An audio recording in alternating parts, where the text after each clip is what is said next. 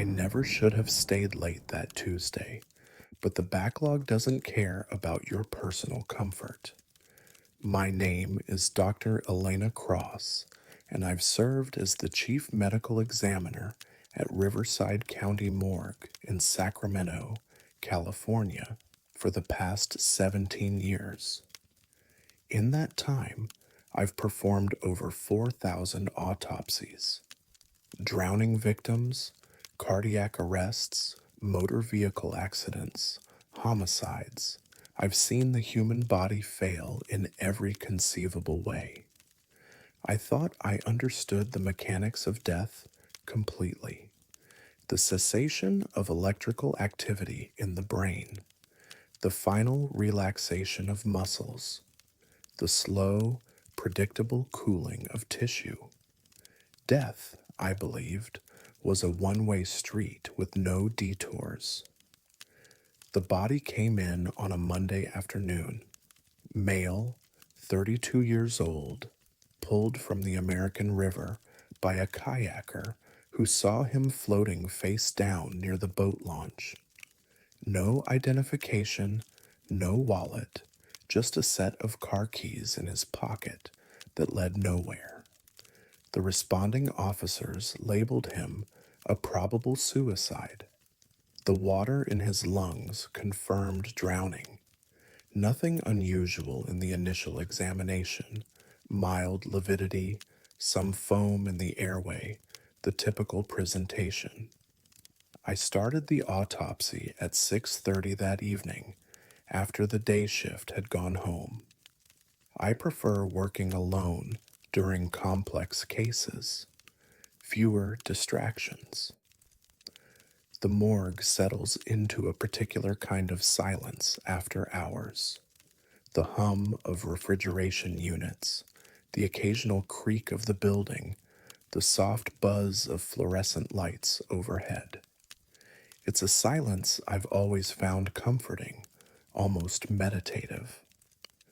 I made the Y incision, reflected the chest plate, examined the organs. His lungs were heavy with river water, exactly as expected. Heart showed no abnormalities. Liver unremarkable. I was dictating notes into my voice recorder when I heard it. A breath, not a gurgle or the escape of residual gas. I know those sounds intimately. This was a slow, deliberate exhalation, as if someone had been holding their breath and finally released it. The sound came from the body on the table in front of me. I stopped mid-sentence. The recorder was still running. I stood there, scalpel in hand, staring at the opened chest cavity. The lungs weren't moving. The heart was still. I checked my watch. 9:47 p.m. 3 hours and 16 minutes since the time of death I'd noted on the preliminary report. I told myself it was building ventilation, a pressure change in the room. I've heard stranger sounds in empty morgues. I went back to work, removing the liver for sectioning, weighing and photographing each organ with practiced efficiency. At 9:47 the next evening, it happened again. I wasn't even with the body. I was in my office reviewing toxicology results from an unrelated case.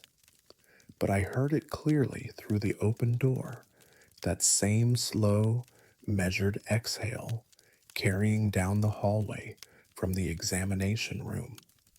I walked back slowly, my footsteps echoing on the tile.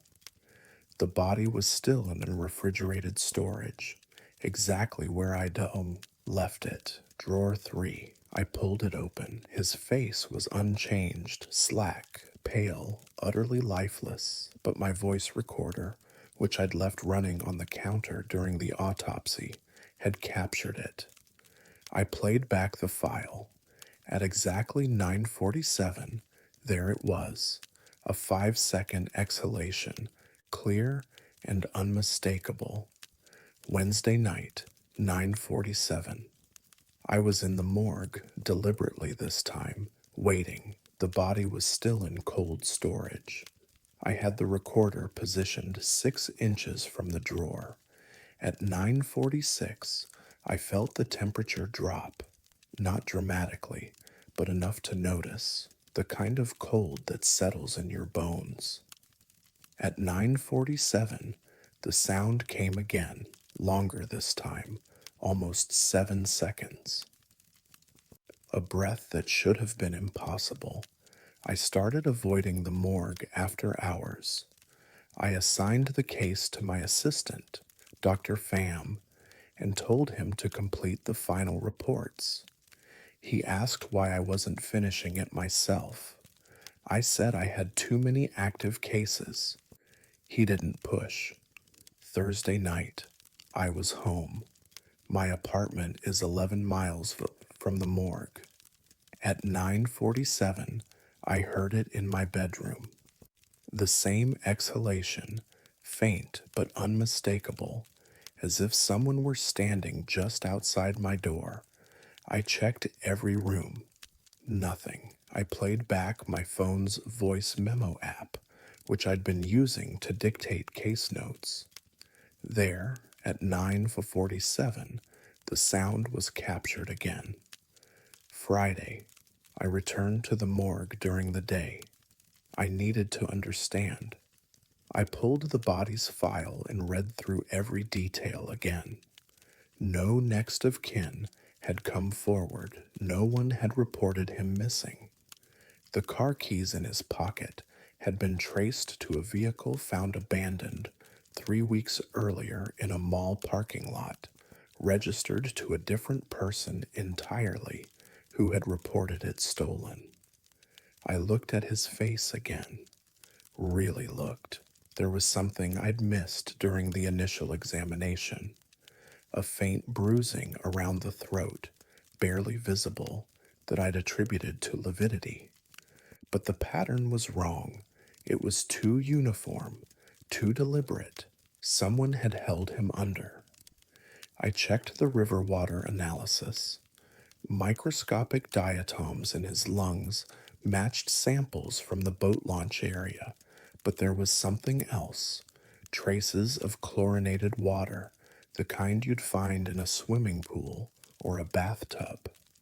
He'd drowned twice, once in treated water, then dumped in the river to obscure the evidence. That night, I waited in the morgue again. 9:47 approached. This time, I stood directly beside drawer 3. I had my hand on the handle. When the temperature dropped, I pulled the drawer open. His eyes were closed. His mouth was closed. But the sound came anyway, rising from his chest like a trapped bird finally escaping. And in that breath, I heard something else. Not the words exactly, but the shape of them. A name, whispered so softly I almost missed it. My name. I sealed the drawer. I completed the death certificate the next morning, listing the cause as accidental drowning. The body was released to the county for burial in the indigent section of the public cemetery. Plot 17-B. No marker, no service. Just a simple interment on a Tuesday afternoon. But every night at 9:47, I still hear it. That slow, deliberate exhale. Sometimes in my office, sometimes in my car. Once, during a dinner party, I excused myself to the bathroom, and there it was, clear as day, coming from the ventilation grate. I've started keeping my voice recorder running constantly. The files are filled with hours of silence, broken only by that 5-second breath at exactly the same time each night. I've stopped listening to them. I already know what they'll say. Last week, I received a call from the county cemetery. They needed to relocate some graves in the indigent section for expansion work.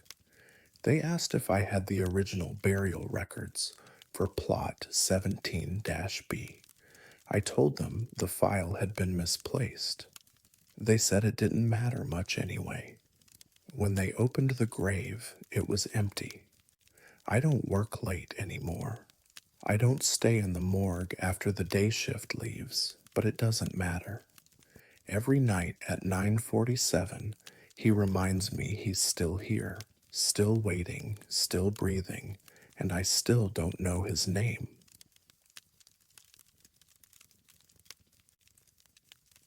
Every cemetery has that one grave nobody wants to talk about, and at Meadowbrook Memorial, it's Plot 47 J. My name is Miguel Ramirez, and I've been the head groundskeeper at Meadowbrook Memorial Cemetery in Tulsa, Oklahoma for 23 years. I've filled more graves than I can count, trimmed hedges around 10,000 headstones, and planted enough flowers to cover half the county.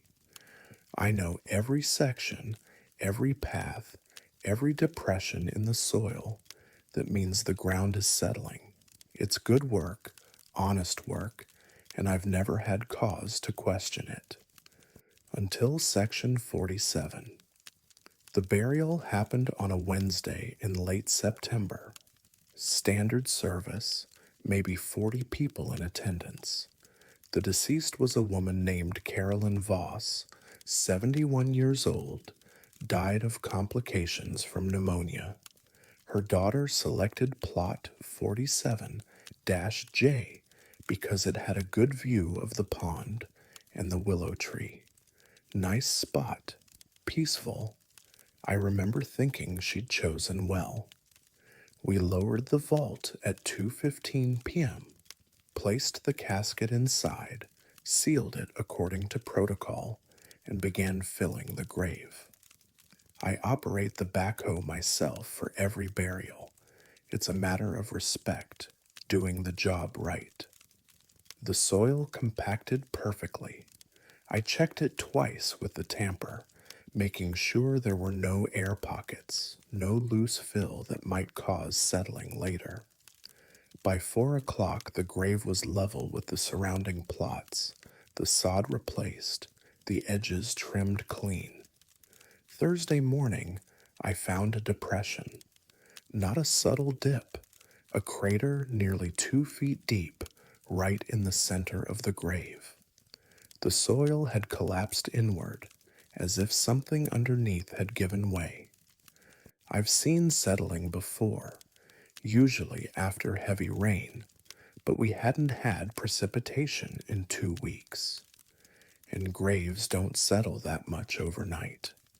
I refilled it, brought in fresh soil, compacted it carefully, relaid the sod. Took me 3 hours to get it right. I made a note in my log. Possible vault failure, monitor for additional settling. Friday morning, it had collapsed again. Deeper this time, 3 feet down, maybe more. The edges were sharp, almost geometric, like something had been removed from beneath rather than compressed. I called my supervisor, Jim Hendricks. He came out, looked at it, and shook his head. He said sometimes vaults crack during installation, create voids that take time to show. He told me to refill it again and document everything for the family. I did. This time, I drove the backhoe over the plot myself after filling, compacting the soil with the full weight of the machine. I've never had a grave fail after that kind of treatment. The ground was solid as concrete when I finished. Saturday morning, I arrived at dawn. The grave had collapsed again, but this time I noticed something that made my hands go cold. The excavation crew had left their equipment near section 47 overnight. a small backhoe, a trailer full of tools. Someone had moved them, not far, maybe 15 feet, but enough to be noticeable. The backhoe's ignition was off, keys still in my pocket. Nobody else had access. But that wasn't what stopped me. There were marks on the inside of the collapsed soil, long, thin scratches running vertically down the exposed earth, like something had been dragged upward or clawed. I got down on my hands and knees and looked closer. The scratches were deep, carved into clay soil that should have been too hard to mark without tools. There were dozens of them, parallel lines scoring the walls of the depression. I took photos with my phone, then called Jim again. He didn't come out this time. He told me to fill it one more time, and if it collapsed again, we'd exhume and inspect the vault for damage. The family would have to approve, but he said it was the only way to be sure. I brought in different soil that afternoon, heavier clay mix, the kind we use for erosion control. I filled the grave slowly, testing every 6 inches with the tamper. When I finished, I marked the perimeter with landscape flags and positioned my truck nearby with the headlights aimed at the plot. I told myself I was being ridiculous, but I didn't leave. Around 10 p.m., I heard it. A sound like wood splintering, muffled and distant. It came from the direction of plot 47-J. I grabbed my flashlight and walked over. The ground hadn't collapsed yet, but I could see it beginning. The soil in the center was sinking, slowly, maybe an inch every few minutes. I stood there and watched it happen in real time, the earth compressing downward, steady and deliberate, as if something underneath were pulling it down. By 11, the depression was 4 feet deep. I climbed down into it. I don't know why. Training says never enter an unstable excavation, but I needed to see. I needed to understand. The walls were lined with those scratches again, fresh ones, the soil still damp from being disturbed, and at the bottom, barely visible through the remaining fill, I could see the top of the vault. It was open, not cracked, not damaged. The seal was broken cleanly, deliberately. The concrete lid shifted 6 inches to the side. I could see the edge of the casket underneath. My light caught something else. There were scratches on the underside of the vault lid. Deep gouges, the same width and spacing as the marks on the soil walls. I got out of that hole faster than I've moved in 20 years. Monday morning, Jim approved the exhumation. We brought in a crew, proper equipment, safety protocols. We lifted the vault at 9 a.m. When we opened it, the casket was intact, sealed, undisturbed, but when we checked the interior of the vault, we found them, scratch marks covering every surface. The concrete was scored in hundreds of places, the marks concentrated around the seal, as if something had been trying to get out, or get in. The funeral director, a man named Patterson from Grace & Sons, examined the casket. He said the seal was perfect, exactly as it should be. We didn't. Opened it anyway, with the family's permission. Carolyn Voss was inside, unchanged. Her hands were folded peacefully across her chest, exactly as Patterson had positioned them. But her fingernails were broken. Not all of them, just the ones on her right hand, torn down to the quick, with traces of concrete dust embedded in the nail beds. We resealed everything: new vault, new casket seal, new plot. Section 12 this time, far from 47.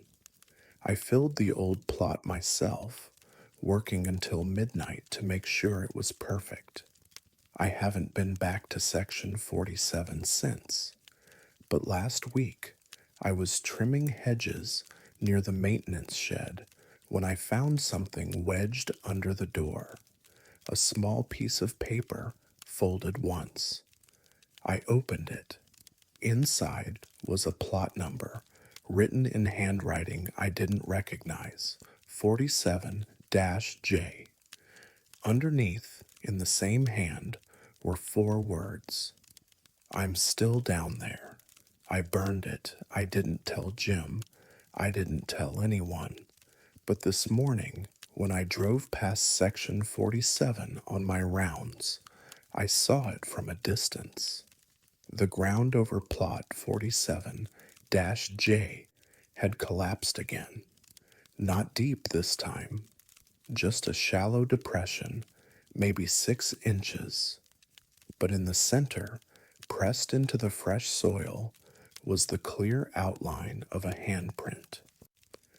I'm putting in my retirement paperwork next week. 23 years is long enough.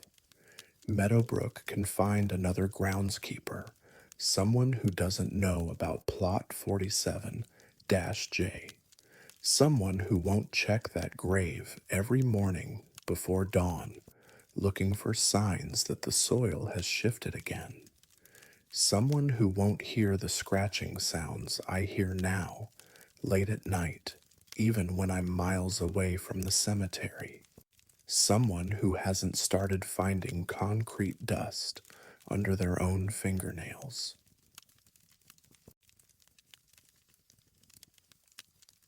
I thought I understood the limits of what the dead could do, but Margaret Sinclair proved me wrong. My name is Thomas Holloway, and I've been the senior funeral director at Evergreen Memorial Services in Portland, Maine for 31 years. In that time, I've overseen thousands of viewings, prepared countless bodies for their final rest, and held the hands of more grieving families than I can count. I know the rhythms of death intimately, the settling of features, the subtle shifts of rigor mortis, the ways a body changes in the hours after preparation. I pride myself on creating peaceful, dignified final presentations. The families trust me to make their loved ones look at rest. Margaret came to us on a Friday morning, 83 years old, died peacefully in her sleep at the nursing home where she'd spent her final 3 years. Natural Causes, her daughter, Patricia, arranged for a 3-day viewing followed by burial at Riverside Cemetery. Patricia was particular about the details. She wanted her mother in the blue dress she'd worn to Patricia's wedding, pearl earrings, minimal makeup, hair styled the way she'd worn it in the 1970s. Our cosmetologist, Jennifer, did beautiful work. Margaret looked serene, almost like she was sleeping. The faintest suggestion of a smile, just the natural relaxation of the facial muscles. I positioned her hands carefully, adjusted the lighting in viewing room B, and stepped back to assess. Perfect, dignified, exactly what the family would want to see. The viewing began Saturday at noon. Patricia arrived with maybe 20 relatives and friends. They filed past the casket slowly, some weeping, some silent, standard service. I stayed in the back, available but unobtrusive. Around 2 p.m., Patricia approached me. She looked uncomfortable. "Mr. Holloway," she said quietly, Did Jennifer adjust my mother's face recently? I assured her that no one had touched the body since preparation. She nodded, but I could see doubt in her eyes. She said her mother looked different somehow, but she couldn't explain how.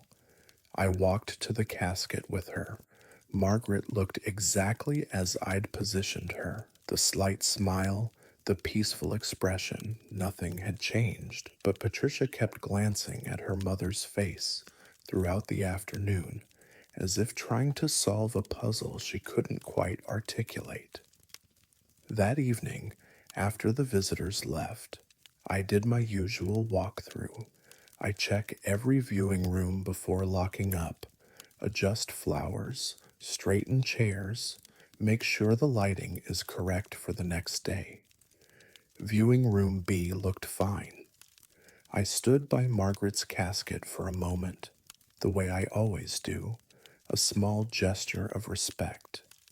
Her smile looked wider, not dramatically, just slightly more pronounced than I remembered from the afternoon. I told myself it was the lighting or fatigue playing tricks on my perception. Bodies don't change expression after rigor mortis passes. It's physically impossible. I checked my notes from Jennifer's preparation. She documented the facial positioning with photographs, standard procedure. I compared them to what I saw now. The smile was different, wider, more defined. I called Jennifer. She came back to the funeral home at 8:30 p.m., frustrated but professional. We stood together looking at Margaret's face. Jennifer pulled up the photos on her tablet. We compared them side by side with what lay in the casket. "That's not possible," Jennifer said. She touched Margaret's cheek gently, professionally checking the muscle structure. "The masseter is completely relaxed. There's no tension that would cause this kind of change." But the change was undeniable. The corners of Margaret's mouth had lifted another quarter inch. The smile, that had been barely perceptible that morning, was now clearly visible. We rechecked everything. The room temperature was stable, no decomposition gases that might cause bloating. The embalming had been in textbook perfect. Jennifer adjusted the positioning slightly, bringing the expression back to neutral, and we left together. I activated the security system and drove home, telling myself there was a rational explanation I hadn't considered yet. Sunday morning, I arrived at 6 a.m., 2 hours before the viewing resumed. I went straight to room B. Margaret's smile had returned and widened further. Her mouth was now open, almost a quarter inch. The expression was no longer peaceful. It was approaching something else, something that looked less like contentment and more like satisfaction or anticipation. I pulled the security footage from overnight. Our system covers every hallway and viewing room with time-stamped recordings. I started at 10 p.m. after Jennifer and I had left and watched at double speed. At 11:47 p.m., Margaret's face changed. It wasn't sudden. The footage showed it happening gradually over the course of 3 minutes. The corners of her mouth lifting, the lips parting, the whole expression shifting in tiny increments, like watching a flower bloom in time lapse. No external cause, no one in the room, just the slow, steady widening of a smile on a dead woman's face. I watched it 5 times, trying to find evidence of camera malfunction or digital artifacts. There was none. The movement was real, captured in high definition, undeniable. The viewing started at 10. I positioned myself near the casket, watching the family's reactions. Patricia noticed immediately. She stood frozen for almost a minute, staring at her mother's face. Then she turned to me with an expression I'll never forget. Not anger, not grief, but pure confusion. "Why did you change it?" she asked.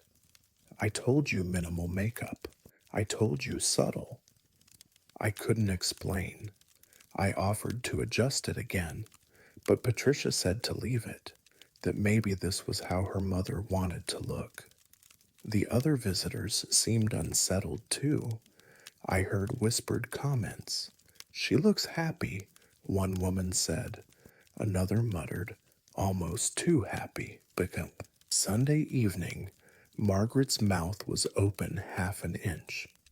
The smile had become unnatural, the expression crossing from peaceful into something harder to name. I closed the viewing room after the last visitor left and stood alone with the body. I'd been in this business for 3 decades. I'd seen bodies bloat, shift, settle. I knew what death looked like in all its stages. This was something else. I stayed overnight. I positioned a chair 10 feet from the casket and watched. Around midnight, I saw it happen in real time. The slow, incremental widening, millimeter by millimeter, like invisible fingers pulling at the corners of her mouth. The movement was so gradual it was almost hypnotic. By 3 a.m., her mouth was open, almost an inch. I could see her teeth now. The smile had transformed into something that looked less human with each passing minute. Monday morning, the day of the burial, Patricia arrived in early. She took one look at her mother and gasped. I'd tried to close Margaret's mouth again, but the muscle tissue wouldn't hold. The smile had become fixed, permanent, stretching the facial features into an expression that resembled joy but felt profoundly wrong. "What happened?" Patricia whispered.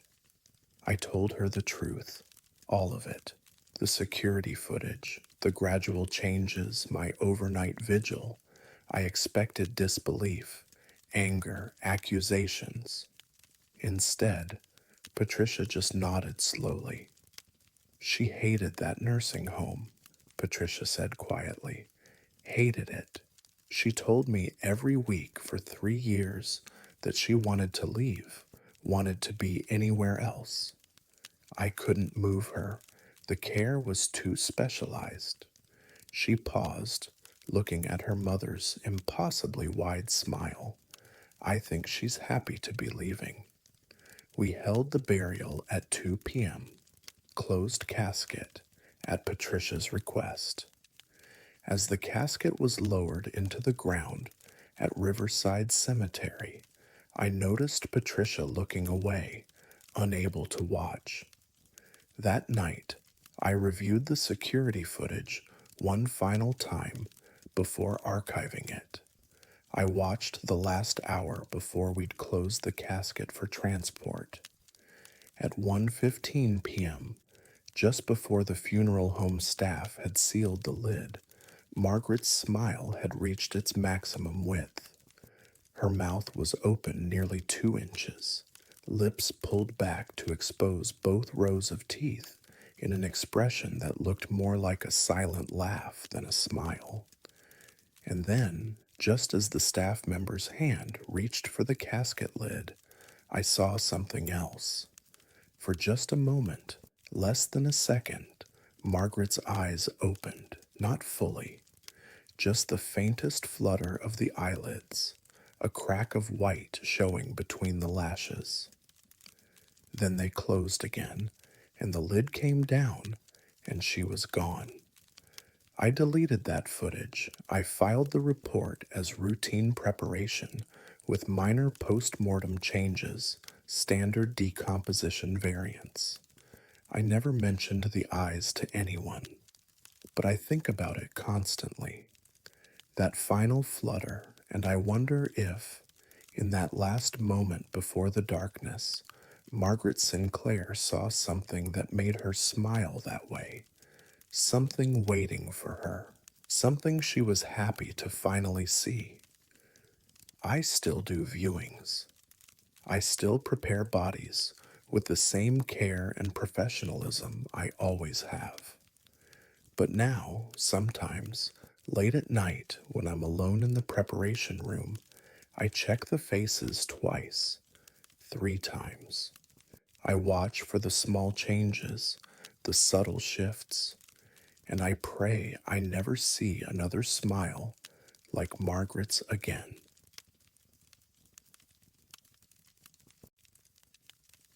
If you ever feel a corpse move, don't convince yourself it didn't happen. My name is Jude Castellanos, and I've been a licensed embalmer at Heritage Funeral Home in Albuquerque, New Mexico for 14 years. I've prepared bodies in every condition imaginable: car accidents, suicides, natural deaths, decomposition cases that required hazmat protocols. The human body holds no mysteries for me anymore. I understand its mechanics, its chemistry, its inevitable decay. I know what muscles do after death, how gases build, why joints stiffen and then relax. I know the difference between a post mortem spasm and actual movement. What happened with David Chen wasn't either of those things. He came in on a Wednesday afternoon, 57 years old, cardiac arrest at his office, found slumped over his keyboard by a coworker. Paramedics worked on him for 32 minutes but never got a sustainable rhythm. Time of death was logged at 2:43 p.m. The family wanted a viewing, so my job was straightforward: restore circulation, replace fluids, create the illusion of peaceful sleep. I started the preparation around 6 p.m. Standard protocol. I positioned him on the table, checked for rigor mortis, moderate in the jaw and fingers, expected for 6 hours post mortem. I made my incisions, located the carotid artery and jugular vein, set up the embalming machine. The formaldehyde solution was fresh, properly mixed, the pump calibrated to the right pressure. His skin was cool but not cold, normal for a body that's been refrigerated. I've done this procedure thousands of times.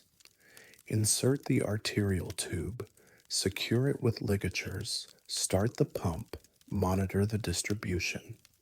The chemical flows through the vascular system, pushing out blood, preserving tissue. It's mechanical, clinical. There's no mystery to it. I was 20 minutes into the arterial injection when I felt his hand close around my wrist. Not a twitch, not a muscle spasm, a deliberate, measured grip. His fingers wrapped around my left wrist with enough pressure that I felt each individual fingertip. The touch was gentle, almost careful, like someone getting my attention politely. I froze. My first thought was muscle contraction, residual nerve activity, something explicable, but the grip didn't release. It held steady for 3 full seconds, then slowly loosened, not sudden, gradual, controlled. I pulled my hand away and stepped back from the table. My heart was hammering. David's arm lay exactly where it had been before, at his side, palm up, fingers slightly curled. No visible movement, no tension in the muscles, but I knew what I'd felt. I checked his vital signs anyway, even though it was absurd. No pulse, no respiration, no electrical activity in the heart. I could see the monitor from his transport, still showing the flat line. He was dead. completely, unquestionably dead. But the temperature reading on his hand showed something impossible. We keep a digital thermometer in the prep room for monitoring body temperature during embalming.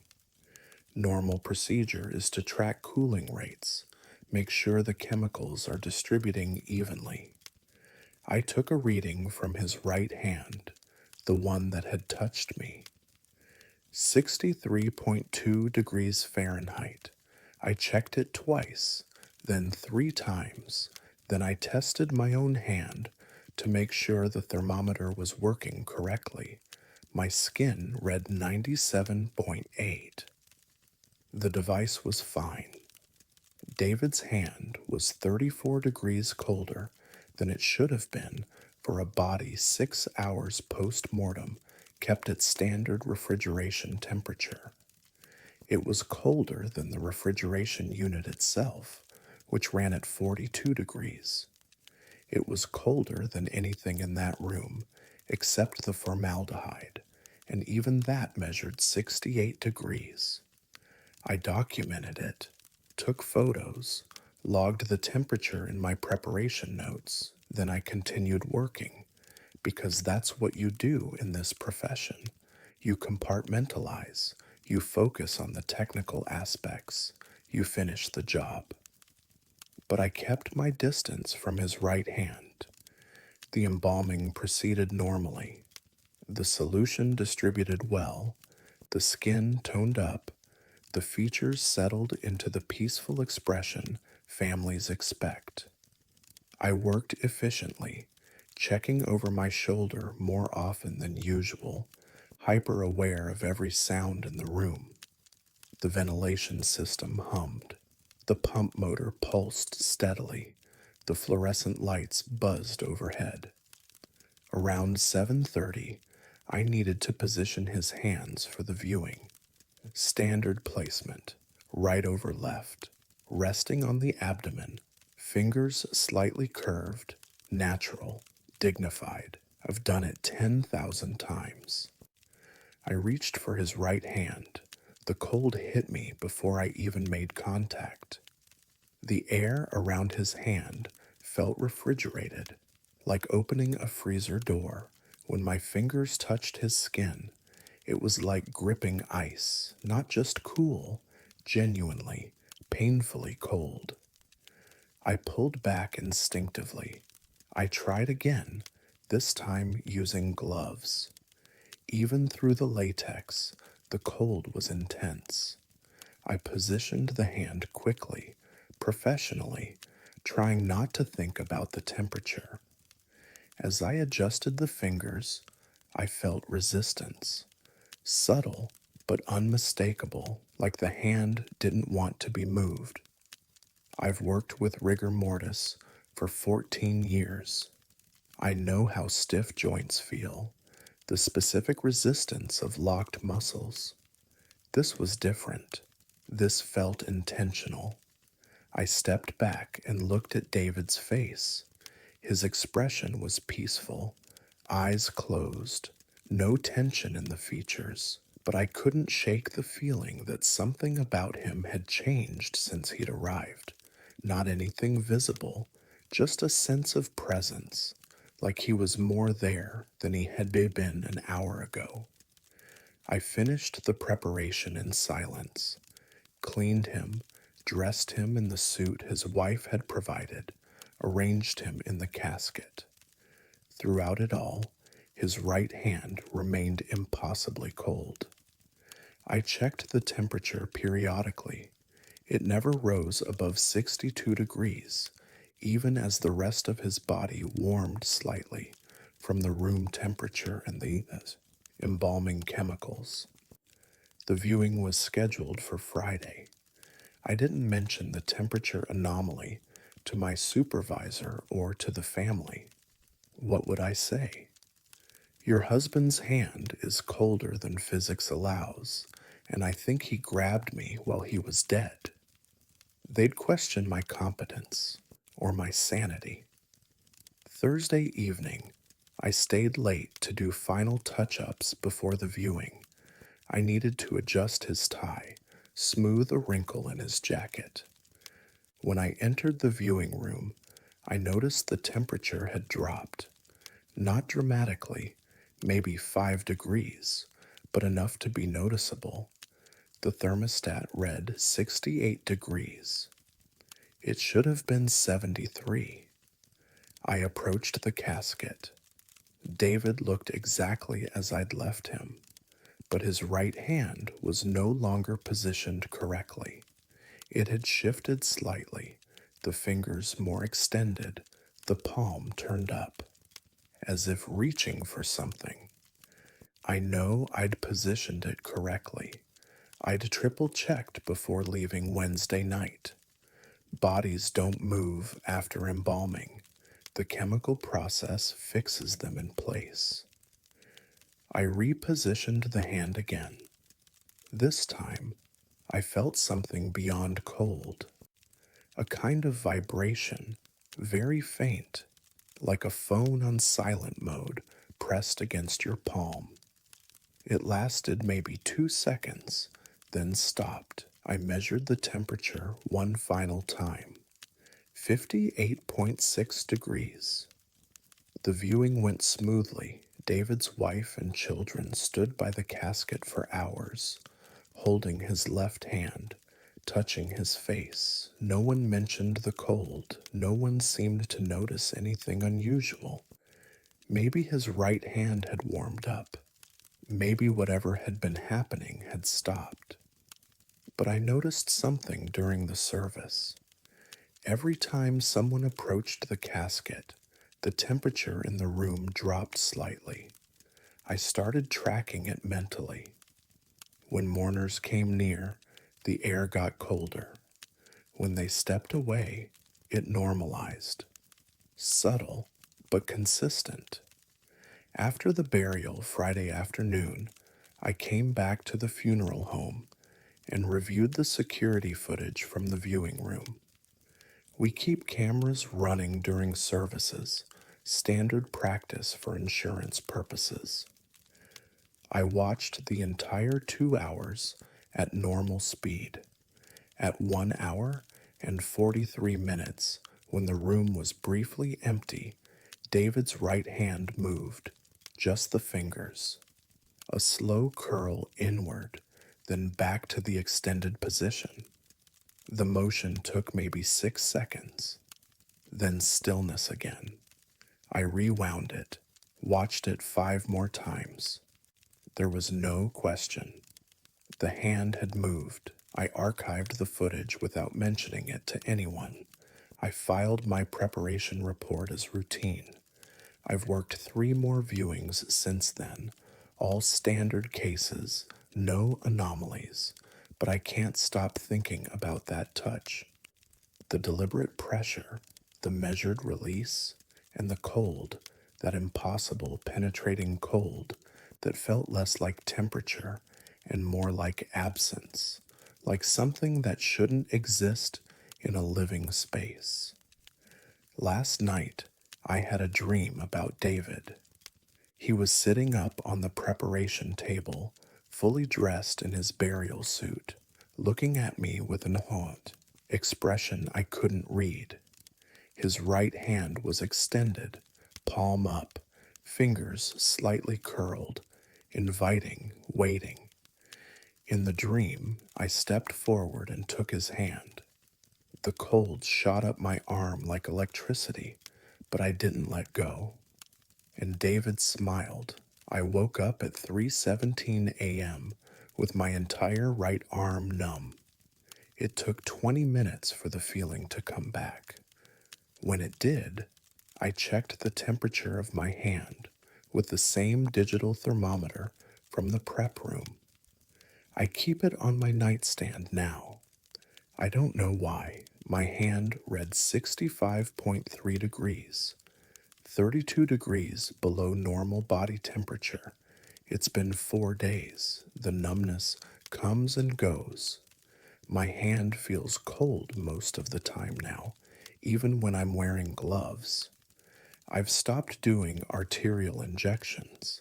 I tell my supervisor it's carpal tunnel, that I need a few weeks on lighter duty, but I know what it really is. I think David wanted to tell me something, or show me something, and when I pulled away that Wednesday evening, when I didn't understand the message, he found another way. Sometimes, late at night in my apartment, I feel that pressure again on my wrist, that gentle, measured grip. I don't pull away anymore. I'm just waiting to understand what he's trying to say.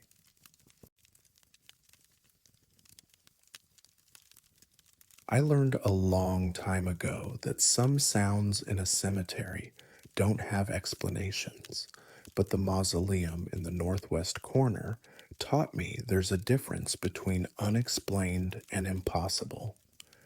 My name is Marcus Mills, and I've been the evening caretaker at Oak Ridge Memorial Park in Charleston, South Carolina for 19 years. My shift was from 4 p.m. to midnight, 5 days a week. I lock gates, check the grounds, make sure nothing's been vandalized or disturbed. It's quiet work, solitary work, and that suits me fine. The dead don't cause problems. They don't argue. They don't make demands. They just rest, and I make sure nobody disturbs that rest. The Whitmore family mausoleum sits in the oldest section of the cemetery, built in 1987 to house Thomas and Eleanor Whitmore and their two adult children, David and Sarah. All four died within 18 months of each other, carbon monoxide leak, according to the records. They bought the mausoleum plots before the accident, one of those practical decisions people make when they're older, thinking they're planning ahead. They had no way of knowing they'd all be using them within 2 years.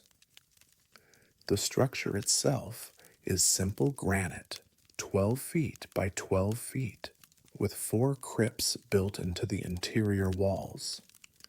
Iron gate at the entrance, always locked. Small windows near the ceiling for ventilation.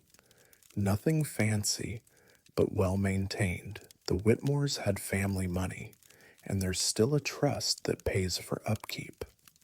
I trim the hedges around it twice a month, clean the leaves from the entrance, make sure the gate stays secure. I started hearing the footsteps 3 months ago during my evening rounds.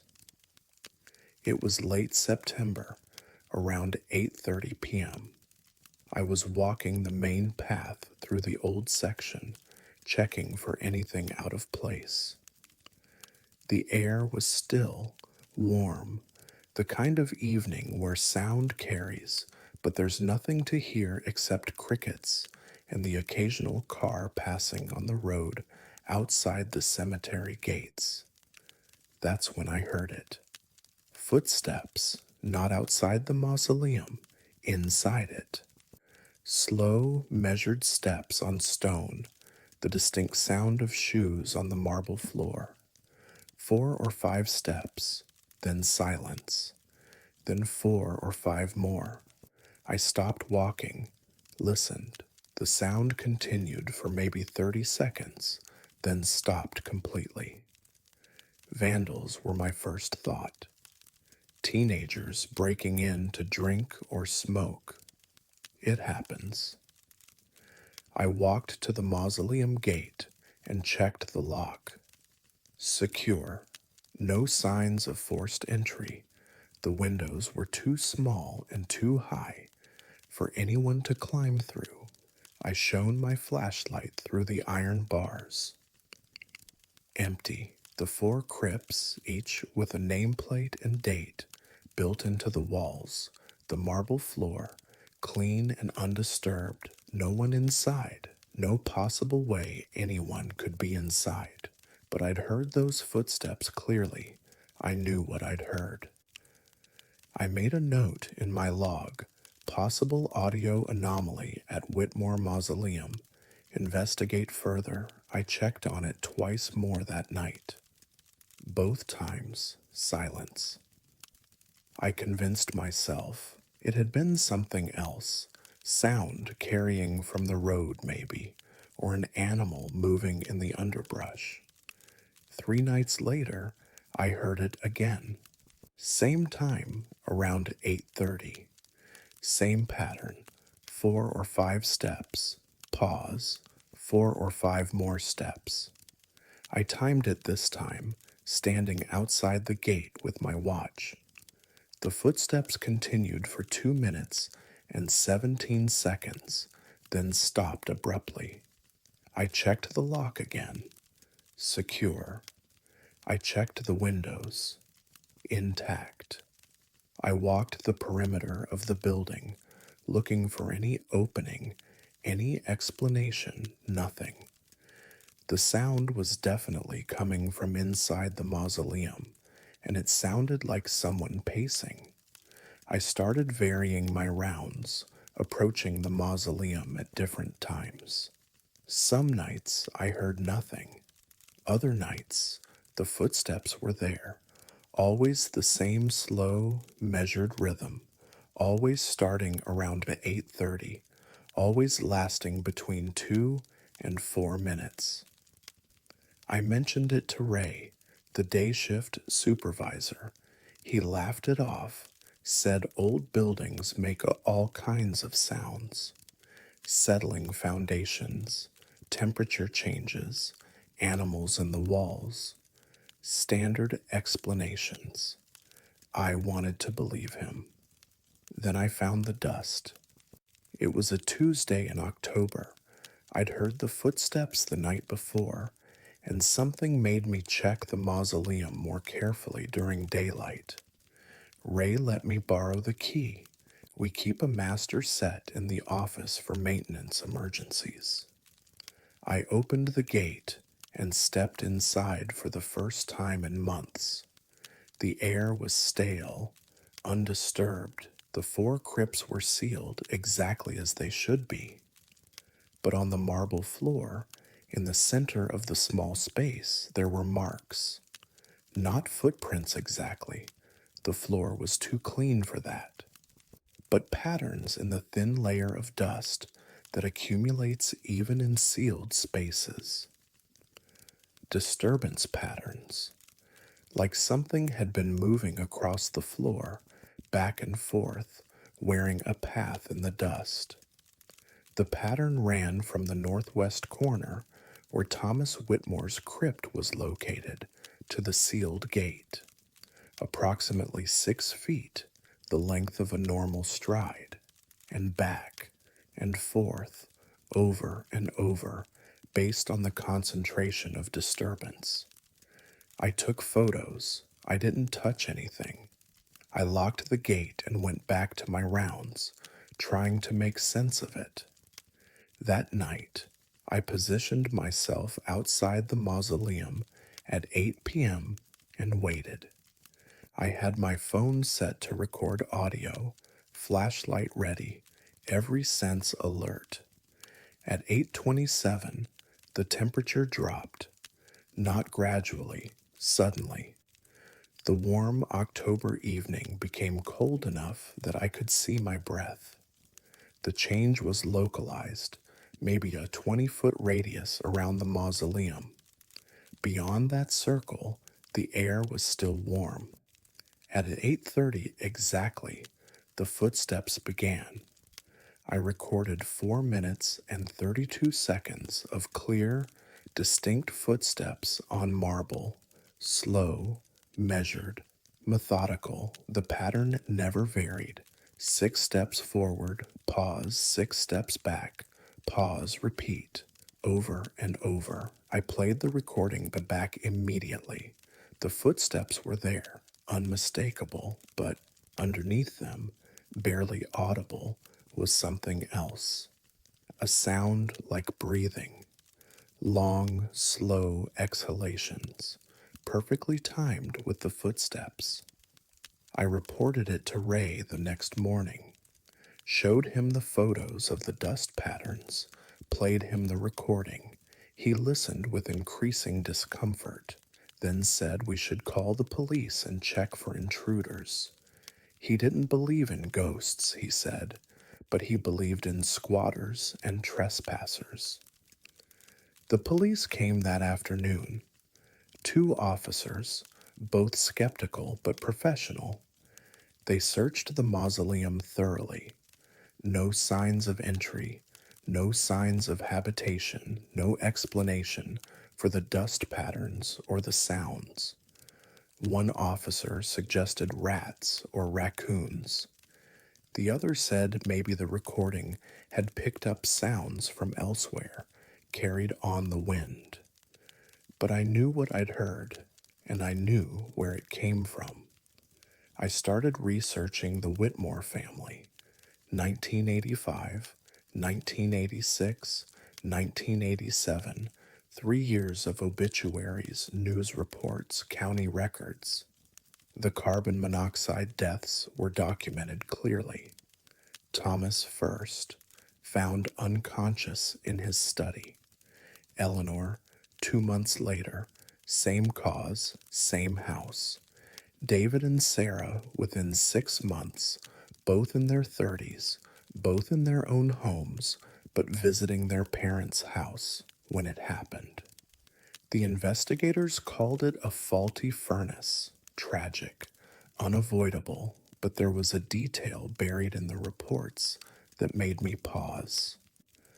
Thomas's body was found near the front door of his study, not at his desk, not in his chair, near the door. The medical examiner noted bruising on his knees and palms, consistent with crawling. He'd been trying to get out. I went back to the mausoleum that evening with a tape measure. I measured the distance from Thomas's crypt to the gate. 6 feet, 2 inches, the same length as the dust pattern on the floor. The footsteps continued every night after that, always at 8:30, always the same pattern. I stopped reporting it.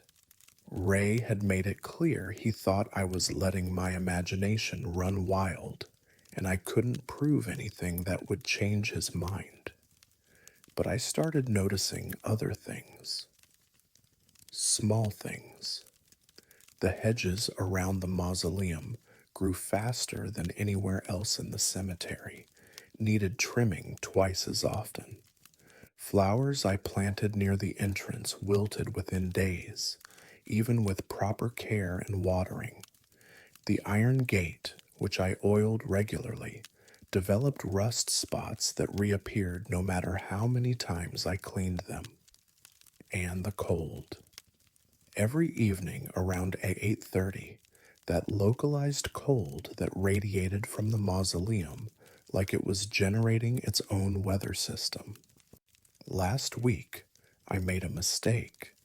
I was running late on my rounds, didn't reach the old section until 8:45. The footsteps were already in progress when I arrived. I stood outside the gate, listening, when I heard something new. Knocking. 3 sharp impacts on the inside of the gate, metal on metal, then silence. Then 3 more knocks, not random, deliberate, insistent. I stepped closer. The knocking continued, rhythmic and purposeful, and underneath it, I heard that breathing again, louder now, rapid, almost panicked. I reached for the gate, my hand on the iron bars, and I felt it vibrate with each knock. The impact was real, physical, coming from inside the sealed mausoleum. "Hello?" I said. I don't know why. Force of habit, maybe. The response to any distress signal. The knocking stopped immediately. The silence that followed was absolute. No crickets, no wind, no distant traffic. Just stillness, so complete it felt like pressure against my eardrums. Then I heard it. A voice, faint, like it was coming from very far away, but unmistakable. Help me. Two words, spoken in a man's voice, desperate, pleading. I stepped back from the gate. My hands were shaking. Every instinct I had screamed at me to leave, to get away from that place, but I couldn't move. I just stood there, frozen, while the temperature continued to drop until the air around the mausoleum felt like January instead of October. The voice spoke again, clearer this time. I can't get out. I ran. I'm not proud of it, but I ran. I didn't stop until I reached the maintenance shed near the cemetery entrance. I locked myself inside and waited until my shift had ended at midnight. I haven't been back to the northwest corner since. I've asked Ray to reassign that section to day shift maintenance. He agreed, though he looked at me strangely when I made the request. But I can still hear it sometimes when the cemetery is quiet and the evening settles in. That slow, measured pacing, those desperate knocks, that voice asking for help I don't know how to give. The Whitmore family died of carbon monoxide poisoning. The reports say they would have lost consciousness quickly, died peacefully in their sleep. No suffering, no awareness. But Thomas was found near the door, crawling, trying to escape. And now, every night at 8:30, he's still trying.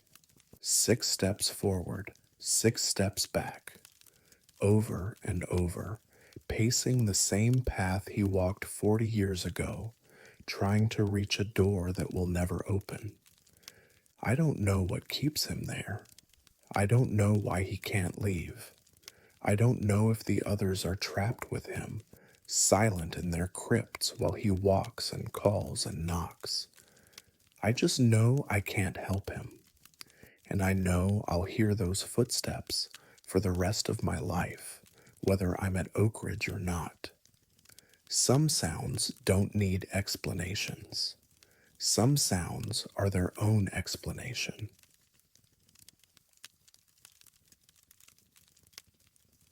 There are rules in this profession that nobody teaches you, and one of them is this: never ignore a name that appears where it shouldn't. My name is Sarah Park, and I've been the managing director at Westfield Memorial Chapel in Seattle, Washington for 26 years. I handle everything: arrangements, services, family consultations, paperwork. I know every form, every signature, every line in every ledger. Details matter in this work. A misspelled name, a wrong date. These things cause families pain. So I pay attention. I check everything twice. That's why I noticed when Robert Kimball signed our guest book 3 days before he died. It was a Thursday morning in November when I first saw the signature. We'd held a service the day before for Margaret Chen, 89 years old, passed peacefully in her sleep. Standard service, maybe 60 attendees. I was going through the guest book afterward, as I always do, preparing to send thank you cards to everyone who'd come to pay respects. Then I saw it, halfway down page 3. Robert Kimball, written in clear, steady handwriting. The message beside it read, "My deepest sympathies to the family. I understand what comes next." The signature was dated Wednesday, November 8th. Nothing unusual about that, except Robert Kimball hadn't attended Margaret Chen's service. I would have remembered him. I remember every face. Friday morning, I got a call from Virginia Mason Hospital. Robert Kimball had died Thursday night. Sudden cardiac event in the emergency room. His wife wanted to arrange services. The name caught me immediately. I pulled up Wednesday's guest book and stared at the signature. The same man who'd signed condolences for Margaret Chen was now the deceased I'd be preparing for burial. When Mrs. Kimball came in that afternoon, I asked her about Margaret Chen. Had her husband known her? Had he attended a service at our chapel recently? She looked confused. Robert didn't know anyone named Margaret Chen, and he hasn't been to a funeral in months.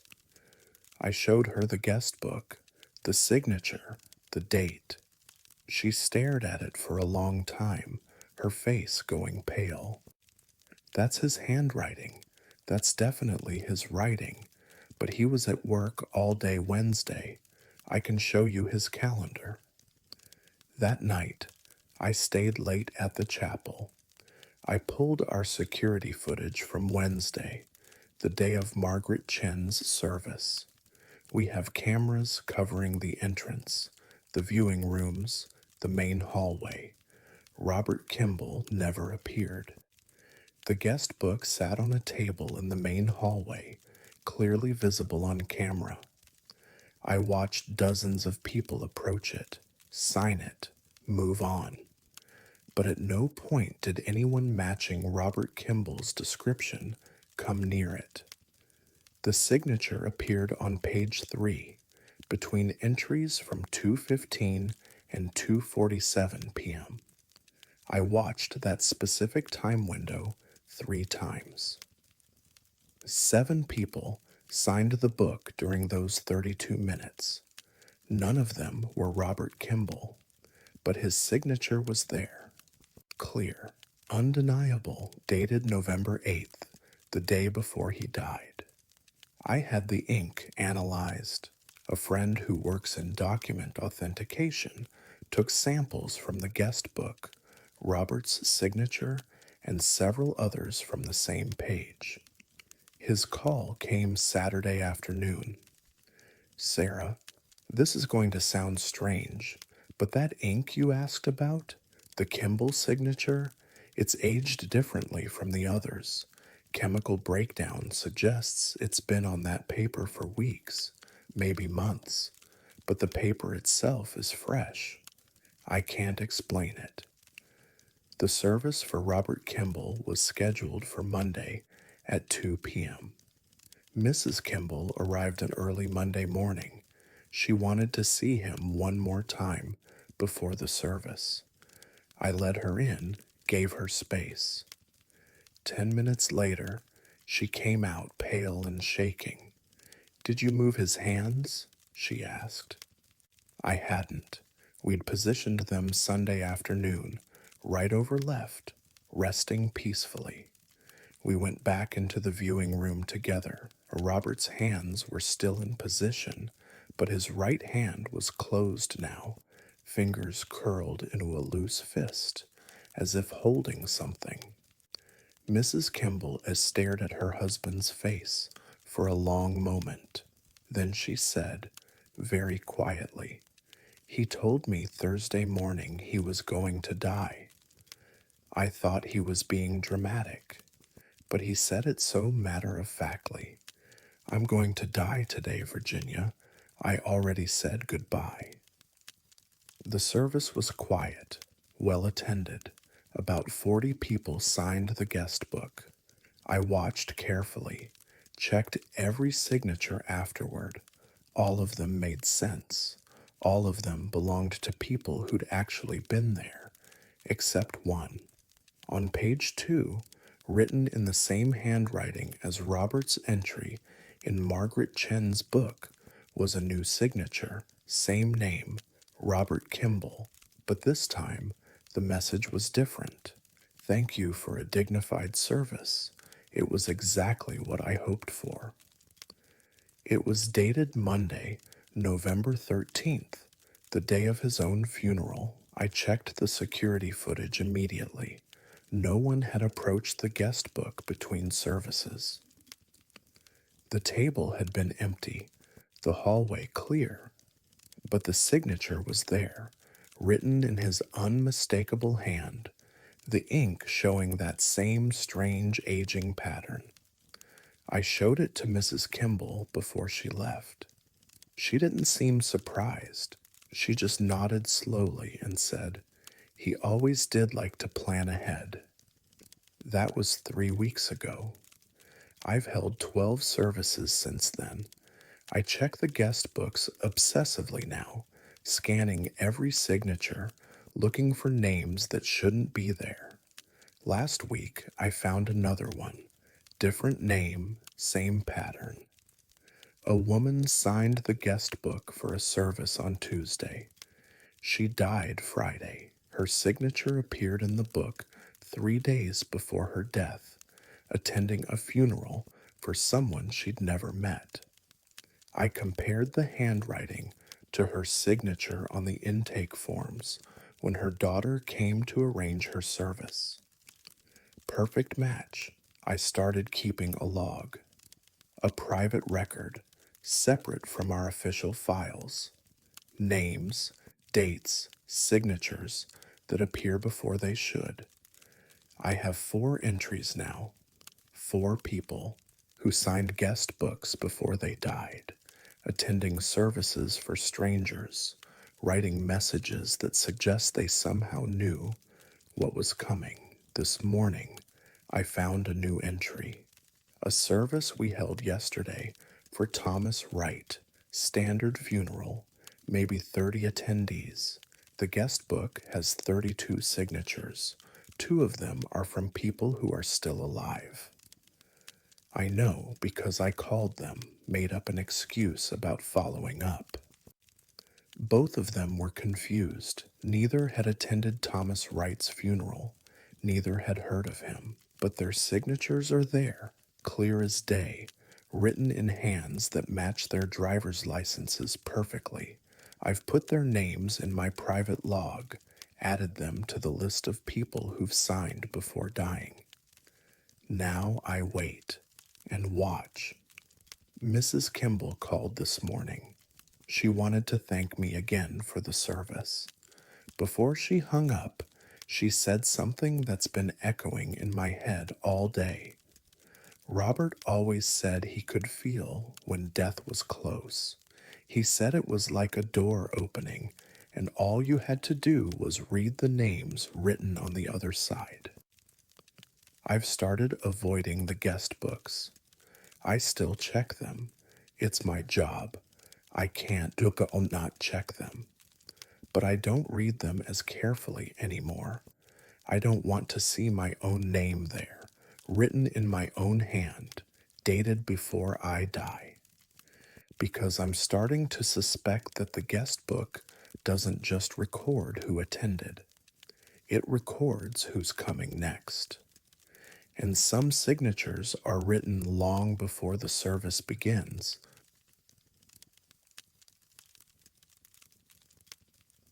I've planted flowers on graves for 31 years, but I've never seen them die backward until row 9C. My name is Albert Crawford, and I work as senior groundskeeper at Pinewood Cemetery in Burlington, Vermont.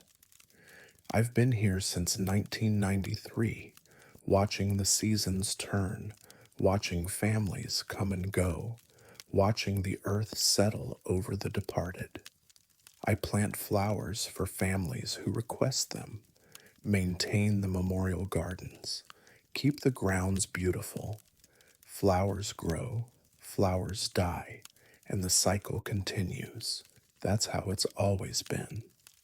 Until Jessica Moreno was buried in Plot 9C-23. She was young, 28 years old, killed in a car accident on Route 89. Her mother came to the cemetery office in March to arrange everything, crying through every decision. She wanted flowers that would bloom every year, she said. Something living to remember her daughter by. I planted the garden myself on a Thursday afternoon. tulips, daffodils, purple coneflowers, black-eyed Susans, spring bulbs just starting to push through the soil. When I finished, it looked peaceful, exactly what a grieving mother would want. Friday morning, the flowers were dead, not wilted, completely dead, blackened, brittle, like they'd been torched. The tulips were twisted husks, the daffodils were charred stems. Even the soil looked scorched, gray and lifeless. I've seen winter kill, drought damage, disease, pests. This was none of those things. The plants hadn't slowly declined. They died violently, overnight, in perfect growing conditions. I replaced everything. New plants, new soil. The memorial service was scheduled for Sunday. I wanted that garden looking right. Saturday morning, I found them dead again. Same pattern. Blackened, brittle, turned to char overnight. This time, I noticed something else. The flowers had died in sequence. The ones closest to the headstone had gone first, burned down to nothing. The outer ring had followed, like a wave of destruction spreading outward from the grave itself. I called my supervisor, Gary Thornton. We installed a security camera Saturday afternoon, one of the portable units we use to monitor problem areas. Battery powered, motion activated, aimed directly at plot 9C 23. I replanted everything for the third time. The garden looked beautiful when I left. Sunday morning, I arrived 2 hours before the service. The flowers were dead again, but this time I had video evidence. I pulled the camera, sat in my truck, and reviewed the footage. At 11:53 p.m., they began to die. But they didn't die forward, they died backward. On the footage, I watched the flowers bloom in reverse. The petals closed, retreating into buds. The stems shortened, pulling back into the soil. The leaves curled inward, disappeared. Within 20 minutes, the entire garden had reversed its growth cycle, the plants ungrowing themselves until nothing remained but blackened stems and scorched earth. I watched it 5 times. Plants don't reverse their growth. They don't unblossom. They don't retreat into the soil like time running backward. The service went ahead at 10 a.m. I'd cleaned up the dead plants, left the plot empty. Mrs. Moreno noticed immediately. She asked where the flowers were. Gary explained gently. Soil contamination, growth problems. We were working on a solution. She didn't accept it. She brought her own flowers that afternoon, after the service. Roses, lilies, carnations. She arranged them carefully around the headstone, spent an hour making everything perfect. Monday morning, they were gone, not dead this time. Gone, vanished completely. No stems, no petals, no trace they'd ever been there. I checked the camera footage. The same thing had happened. At 11:53 p.m., the flowers had bloomed backward. But this time, they didn't stop at dead stems. They kept going, kept ungrowing until they vanished entirely, as if they'd never existed. Mrs. Moreno came back Tuesday with more flowers. I tried to stop her, tried to explain, but she wouldn't listen. Wednesday morning, empty soil. Thursday, she brought a small flowering shrub. Friday, nothing remained. I checked the date. Jessica Moreno had died March 13th. I looked up the accident report. Her car struck a guardrail at 11:53 p.m. on February 14th. She was pronounced dead at the scene. The flowers were dying, ungrowing, at the exact moment of her death. I showed Mrs. Moreno the footage, all of it, the reverse blooming, the vanishing plants, the precise timing. She watched in silence, tears running down her face. She doesn't want them, she said finally. She doesn't want to be remembered with flowers. But that wasn't it. The flowers weren't being rejected, they were being undone, erased backward through time, pulled into the moment of death and held there. Mrs. Moreno stopped coming after that, but others started leaving flowers, friends, co-workers, people who'd known Jessica. Every morning, I'd find them gone, reversed into nothing, pulled backward through their own existence until they ceased to be. 3 months later, I noticed something new. The grass around the plot had started dying in the same pattern, blades of grass shortening, retreating into the soil, disappearing at 11:53 p.m. every night. The bare patch grew wider each week, 6 feet in diameter, then 10, then 15, a slowly expanding circle of earth that wouldn't support growth where time moved differently. I stopped mowing near row 9C. The patch of reversed earth grew until it consumed the 3 adjacent grave sites. Last month, I made the mistake of kneeling at the edge of the bare patch to take soil samples. My watch stopped, not died, stopped, frozen at 11:53.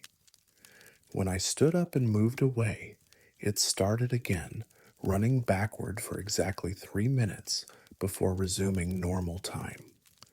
I don't go near row 9C anymore. I've marked it as restricted area, but watch it every morning from a distance. The circle keeps growing, slowly, relentlessly, an inch every few weeks. Sometimes, late at night when I'm locking up, I see her, a figure standing at the grave. Young woman, dark hair, looking down at the empty soil. She's always facing away from me, always standing perfectly still. I've tried approaching. Every time I get within 20 feet, my watch stops. The air's hit a cold, and she's gone, vanished like the flowers, bloomed backward out of existence. I've put in my retirement notice. 31 years is enough. Gary can explain to the next groundskeeper about row 9C, about the flowers that die in reverse, about the expanding circle where time moves wrong.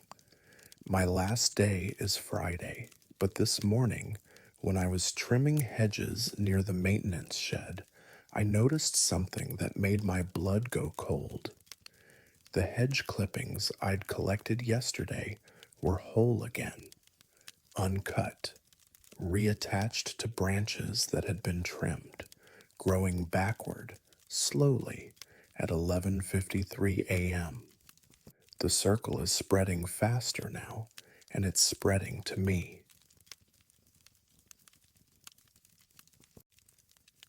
I've transported over 2,000 bodies in 15 years, but only one of them ever sat up in my rearview mirror.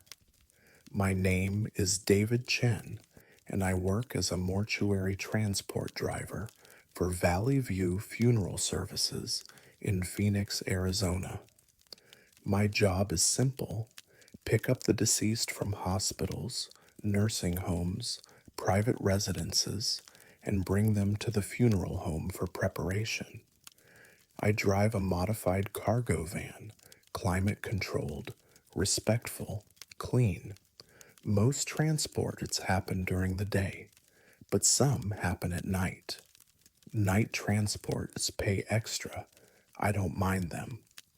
The call came at 11:42 p.m. on a Tuesday in late August. Male, 64 years old, died of natural causes at Desert Springs Hospital. Routine pickup. I arrived at 12:15 a.m. The hospital staff had him ready in a body bag on a gurney.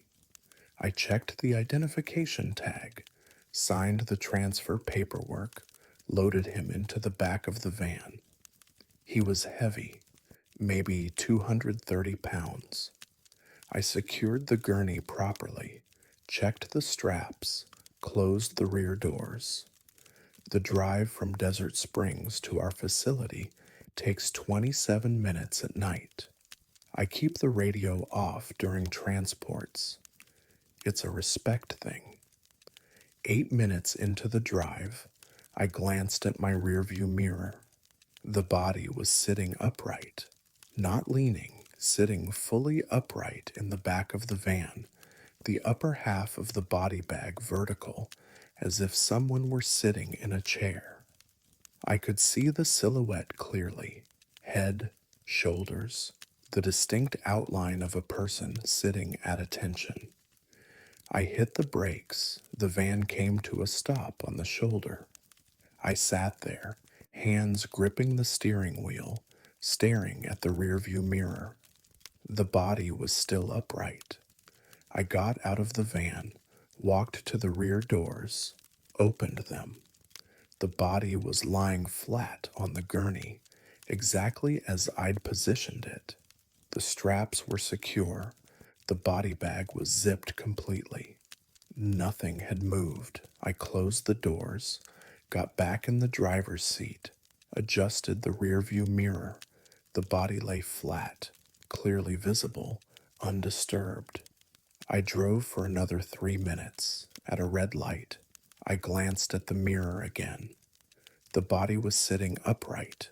This time, I was sure of it. The silhouette was unmistakable, seated, vertical, the head tilted slightly, as if looking forward, toward me. I pulled over immediately, got out, checked the back again. Flat, completely flat. But when I got back in the driver's seat and looked at the rearview mirror, the body was sitting upright. I drove the rest of the way without looking at the rearview mirror. I focused on the side mirrors, the road ahead, anything but that reflection. When I arrived at the funeral home, I opened the rear doors immediately. The body was flat, strapped down, normal. I unloaded the gurney, wheeled it into the preparation room, logged the arrival. I filed my report, and went home. I didn't mention the mirror. 3 weeks later, it happened again. Different body, different night, same phenomenon. Male, 71 years old, died of complications from diabetes. 10 minutes into the drive, I glanced at the rearview mirror. Sitting upright, same silhouette, same impossible angle. This time, I didn't pull over. I kept racing, eyes fixed on the road, but I could feel it, a presence in the van that hadn't been there before, watching. When I delivered that body, I checked something I should have checked the first time. The weight distribution readings from the van's suspension system. Our van's track load weight for safety purposes. During the transport, the weight had shifted. The rear axle load had decreased by approximately 80 pounds during the 10-minute window when I'd seen the silhouette, as if 80 pounds had moved forward in the van, as if someone had sat up and leaned forward. I started documenting everything. Over the next 2 months, it happened 7 more times. Always different bodies, always late-night transports, always the same pattern, seated silhouette in the mirror, weight redistribution in the van, flat body when I checked directly. The air in the van felt different when it happened, colder, and there was a smell, faint but distinct, almost like ozone or the air after a lightning strike. I told my supervisor eventually. He suggested I take some time off. Stress, he said. Long hours, too many night shifts. I took a week off, came back determined to treat it as a trick of light and shadow. The first night back, I had a transport from a private residence. Elderly woman, 93 years old, died peacefully in her sleep. 5 minutes into the drive, I looked at the rearview mirror. She was sitting upright, but this time I could see more than just a silhouette. I could see her face, the shape of her head, the angle of her gaze. She was looking at me. I pulled over, got out, checked the back, flat body, secured gurney, everything normal. When I got back in the driver's seat, I didn't look at the mirror. I drove the remaining 20 minutes staring straight ahead. But I could feel it, that presence, that awareness, someone sitting in the back of my van, watching me, visible only in reflection. When I delivered her, the weight sensors showed the same pattern. 80 pounds redistributed forward during the exact window when I'd felt the presence strongest. I've started driving without mirrors. I've removed the rearview mirror from my van entirely, claiming it was damaged. I use only the side mirrors now, but it doesn't help. I can still feel it when it happens. That shift in the air, that presence settling into awareness behind me. Last week, I transported a young man, 36 years old, died in a motorcycle accident. I loaded him at 11:30 p.m., started driving, felt that familiar cold settling into the van. I didn't have a rearview mirror anymore. Couldn't see the silhouette, but when I looked at my right side mirror, angled just slightly inward, I caught a glimpse of the cargo area behind me. He was sitting upright, facing forward, and his arm was extended, hand reaching toward the front of the van, fingers outstretched, reaching for me. I drove the rest of the way with my eyes locked on the road. The cold in the van intensified. The weight sensors showed extreme forward redistribution, nearly 120 pounds. More than just sitting up, moving forward, getting closer. When I delivered that body, I stayed with it until the preparation staff arrived. I watched them unzip the body bag and position him on the table. Everything was normal. His arms were at his sides, but his right hand was warm, not room temperature. Warm, almost body temperature, as if blood had been flowing through it recently. I'm putting in my notice next week. 15 years is enough. Valley View can find another transport driver because it's not just the work van anymore. Last night, driving home from a late transport, I glanced at my personal car's rearview mirror. The back seat was empty, but in the reflection, someone was sitting there, upright, watching, reaching forward, and this time I could see their face clearly. It was the first body, the one from Desert Springs Hospital 3 months ago, the one who started all of this, and he was smiling.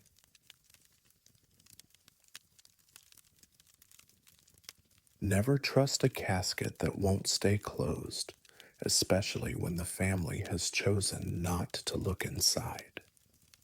My name is Catherine Walsh, and I've been the funeral director at Riverside Memorial Home in Savannah, Georgia for 18 years. I've overseen every kind of service imaginable, I know the protocols, the procedures, the careful balance between respecting the dead and comforting the living. And I know how casket locks work. They're simple mechanisms. They close, they lock, they stay closed. Until Henry Garrett's casket. The family came to us in early October. Henry had died at 79, sudden heart failure, found in his study by his daughter Rachel. She made all the arrangements, with specific instructions about the casket. Closed, she said firmly. Absolutely closed. No viewing. I don't want anyone to see him. I didn't push. Families grieve differently. It's not my place to question their choices. Our embalmer, Curtis, prepared Henry's body Tuesday morning, standard preservation. He dressed Henry in the suit Rachel had provided, positioned him properly in the casket, closed the lid at Rachel's request. She didn't want to see him, not even for approval of Curtis's work. We moved the casket to our largest viewing room Tuesday afternoon for the Wednesday service. Standard setup, flowers, guest book, chairs for approximately 40 attendees. The casket was locked per the family's wishes. Wednesday morning, I arrived at 7 a.m. to do my pre-service check. I walked into the viewing room and stopped. The casket lid was open, not fully, maybe 6 inches, just enough to see the white satin lining inside, the edge of Henry's suit jacket. I checked the lock immediately. It was still engaged, still secure, but the lid was definitely open, lifted despite the locking mechanism being in place. I closed the lid, checked the lock again, made sure it was secure. Then I called Curtis. Something was wrong with the casket, maybe a manufacturing defect. We needed to fix it before the family arrived. Curtis came in at 7:30. We examined the casket together, tested the lock multiple times. It worked perfectly. We decided it must have been improperly secured the night before. At 8:45, I did a final walkthrough. The casket lid was open again. Same position, 6 inches, just enough to see inside. Curtis and I closed it together this time. We both watched as the lock engaged. We both tested it. It was secure, completely locked. At 9:30, during Rachel's eulogy, I heard it. A soft click, like metal disengaging. I looked at the casket. The lid was still closed, but the lock indicator had shifted from engaged to open. Before I could reach it, the lid lifted, slowly, deliberately, rising 6 inches and stopping in exactly the same position I'd found it that morning. The eulogy stopped. Everyone in the room had seen it. The lid opening on its own, rising with no one near it. I moved quickly to close it, speaking calm reassurances about mechanical issues. But when I reached the casket and looked inside through that 6-inch gap, I saw something that made my breath catch. Henry's eyes were open. Curtis had closed them. I know he had, but they were open now, staring upward. I closed the lid quickly and stepped back. The service continued, awkward and uncomfortable. At 10:40, the lid opened again. Same slow rise, same 6-inch gap. This time, Rachel stood up and walked to the casket. She looked inside for a long moment, then closed the lid herself and returned to her seat. After the service, Rachel pulled me aside. "He's trying to get out," she said quietly. "He's been trying since the moment he died." She continued, her voice barely above a whisper. My father didn't die of heart failure. He was murdered, poisoned. I found the evidence in his study, but I can't prove it. The autopsy showed natural causes. No one would believe me. She paused. He knows. He knows what happened to him, and he's trying to tell someone. The procession to Bonaventure Cemetery took 20 minutes. Halfway through, Curtis called me from the hearse. Catherine, you need to see this. The casket lid was fully open, thrown back on its hinges. Henry's eyes were still open. His mouth was open too, slightly parted, as if he'd been trying to speak. We closed the lid, secured it with additional straps. During the graveside service, the lid stayed closed. After the burial, after the family had left, Curtis and I stayed behind. Neither of us spoke about what we'd seen. A dead man trying to open his own casket, trying to communicate something urgent. 2 weeks later, Rachel called me. Her stepmother had been arrested. An anonymous tip had led police to re-examine Henry's death. They'd exhumed his body, found traces of arsenic, confirmed murder. The detectives said they received a letter, Rachel told me, typed, unsigned, detailing exactly where to look for evidence. They don't know who sent it. I thought about that open casket, those open eyes, that open mouth, frozen mid-word. Rachel was quiet for a moment. Then she said, the detective told me something else.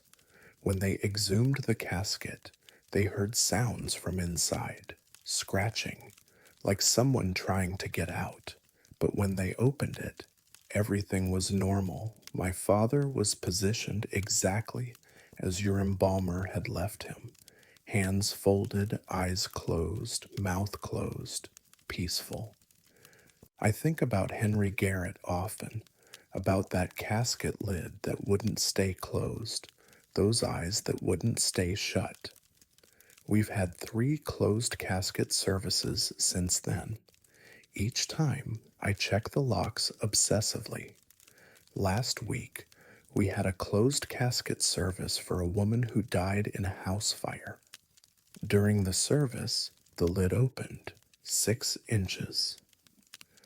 I approached the casket, looked inside through that narrow gap. Her eyes were open, her mouth was open, and her right hand was extended upward, fingers pointing toward the lid, pointing at something burned into the white satin lining. Letters, scorched, into the fabric.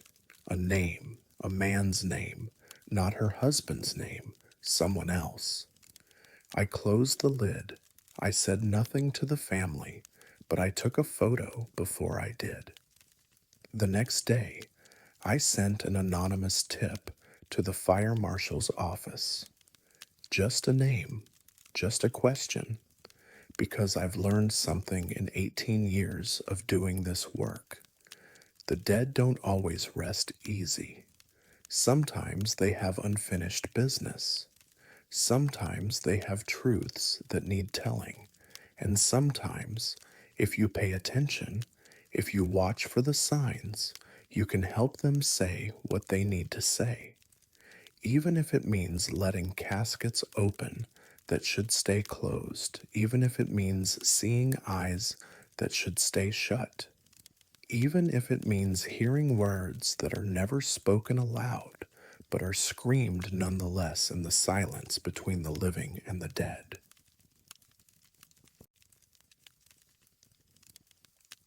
I've recorded 217 funeral services for families who couldn't attend, but only one of those recordings captured a voice from the casket. My name is Michael Kim, and I work as Assistant Funeral Director at Harmony Memorial Services in Columbus, Ohio.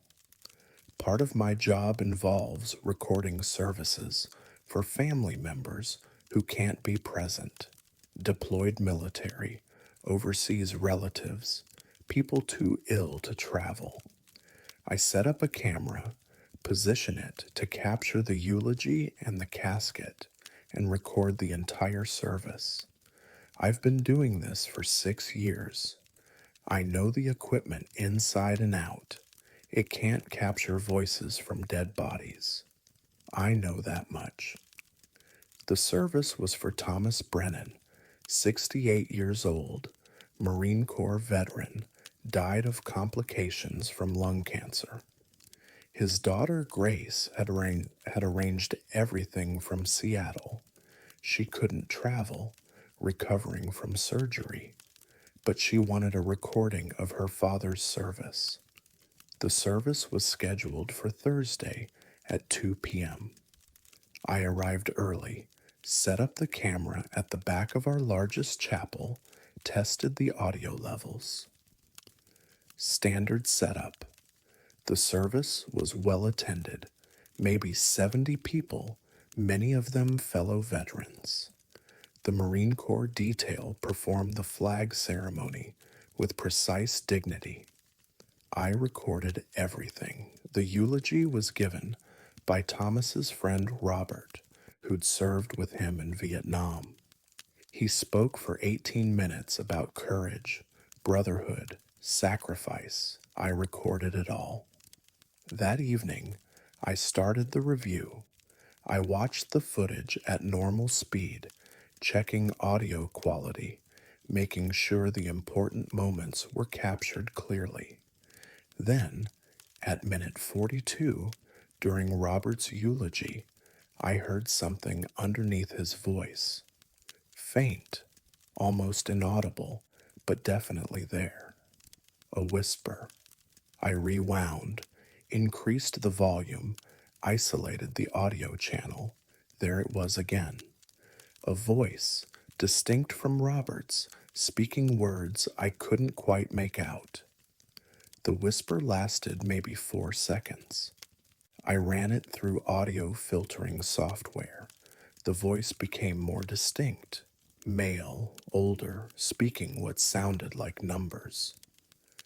I listened 20 times. Finally, I heard it clearly. 2, 7, 4, 3, 9, 8, 1, 7 numbers, spoken deliberately, quietly, underneath the eulogy. I checked the microphone logs, looking for interference. Nothing. The chapel had been silent except for Robert's voice. The voice on the recording had no source. At minute 51, during the closing prayer, I heard it again. The same voice, different words. I filtered the audio, isolated it, listened carefully. Confirm identity.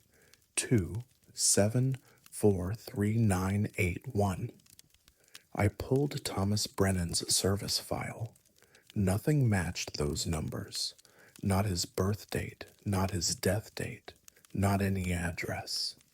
Then I called the Marine Corps liaison who'd coordinated the honor guard.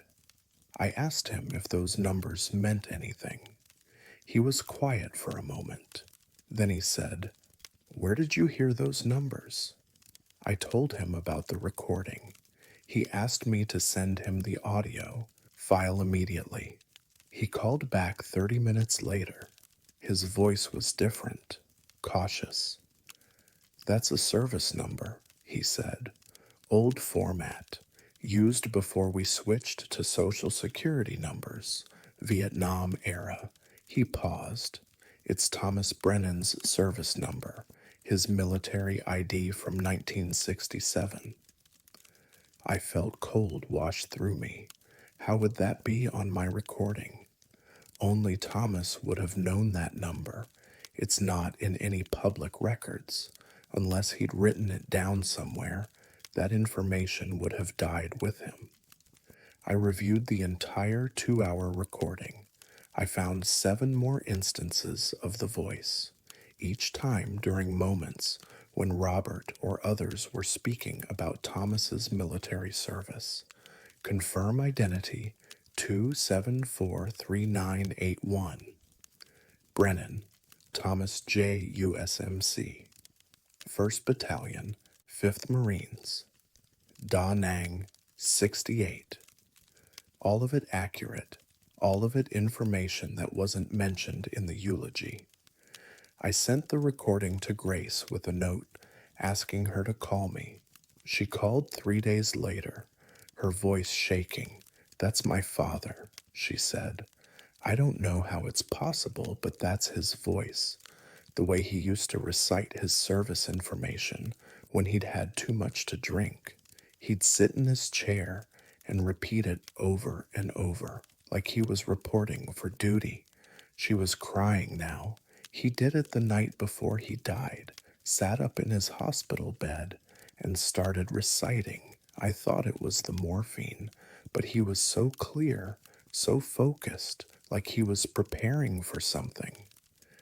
I asked if she wanted me to edit those sections out. She said no. She said they were a gift. Her father's final report, his final confirmation that Thomas J. Brennan, USMC, was present and accounted for.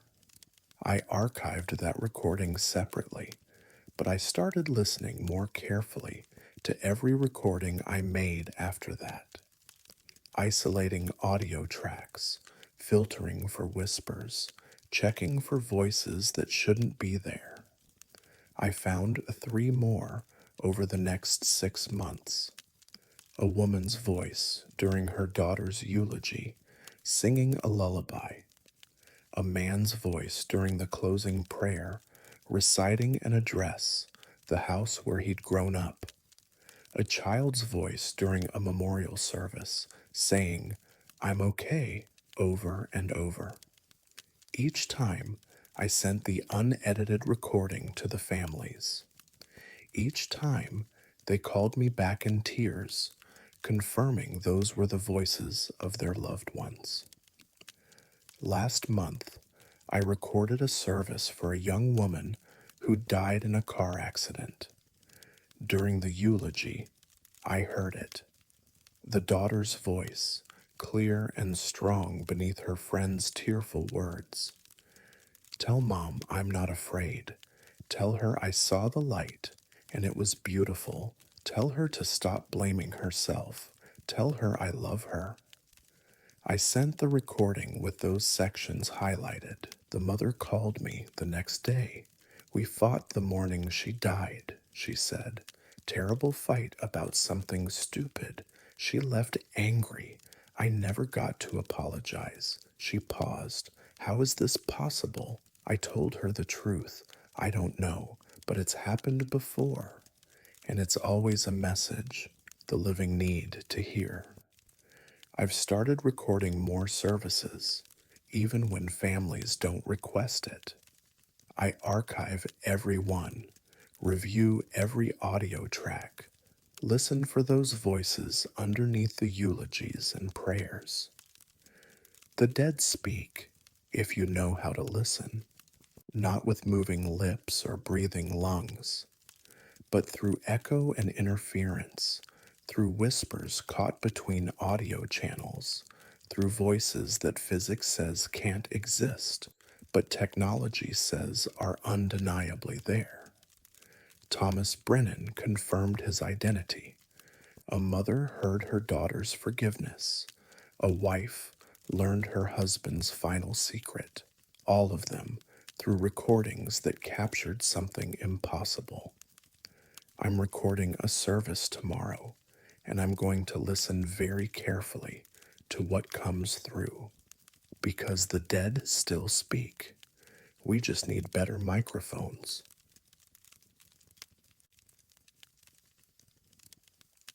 I've weighed over 3,000 bodies in my career, but only one of them changed weight while I was watching the scale. My name is Daniel Vargas, and I work as a mortuary technician at County Medical Examiner's Office in San Antonio, Texas. I've been here for 12 years. Part of my job is weighing bodies when they arrive. Standard procedure for medical records. The process is simple. Body comes in, I log the time, I weigh them, I record the weight. Bodies don't gain or lose weight after death, not significantly. The number I record at intake should match the number at release. Physics doesn't allow for anything else. Until Margaret Chen, she came in on a Monday morning, 74 years old, died at home, natural causes. I logged her in at 9:47 a.m. I positioned the gurney on the scale, recorded the result. Margaret Chen, 132.4 pounds. I moved her to cold storage drawer 7, completed the intake paperwork. Tuesday morning, the funeral home called to arrange pickup. They needed final weight for their records. I pulled Margaret from storage, wheeled her back to the scale. 171.8 pounds. She'd gained 39.4 pounds overnight. I recalibrated the scale, tested it with known weights. Everything checked out. I weighed Margaret again, 171.8 pounds. I called my supervisor, Dr. Patricia Mendez. We weighed Margaret together, still 171.8 pounds. Dr. Mendez checked the body bag for any added materials. Nothing, just Margaret Chen's body. We examined her carefully. No bloating, no obvious fluid accumulation, no physical changes that would account for 40 pounds. Dr. Mendez ordered a re-examination. We opened the body bag completely. No hidden weights, no foreign materials. She was just heavier, impossibly heavier. Wednesday morning, I weighed Margaret again. 108.6 pounds. She'd lost 63.2 pounds overnight. She now weighed 23.8 pounds less than her original intake weight. Dr. Mendez convened a meeting. We checked everything. The scale was functioning perfectly. The documentation was accurate. Margaret Chen was identified correctly. This was definitely the same body. But the weight kept changing. Friday, 79.2 pounds. Saturday, 147.9 pounds. Sunday, 93.1 pounds. The fluctuations ranged from 79 pounds to 194. We started weighing her multiple times per day. The weight was always consistent within a measurement session, but changed dramatically between sessions. Until Tuesday, I was conducting a midday weight check. I positioned the gurney on the scale, waited for the digital readout to stabilize, 128.7 pounds. I was recording the number when the scale display flickered. The weight changed to 132.4 pounds, then 140.1, then 118.9. The numbers kept changing. The body wasn't moving. The gurney was stable, but the weight was fluctuating in real time. Dr. Mendez suggested we research Margaret's medical history. We contacted her daughter Rachel, requested any medical records. One detail stood out. Margaret had been pregnant at 19, 55 years ago. Twins.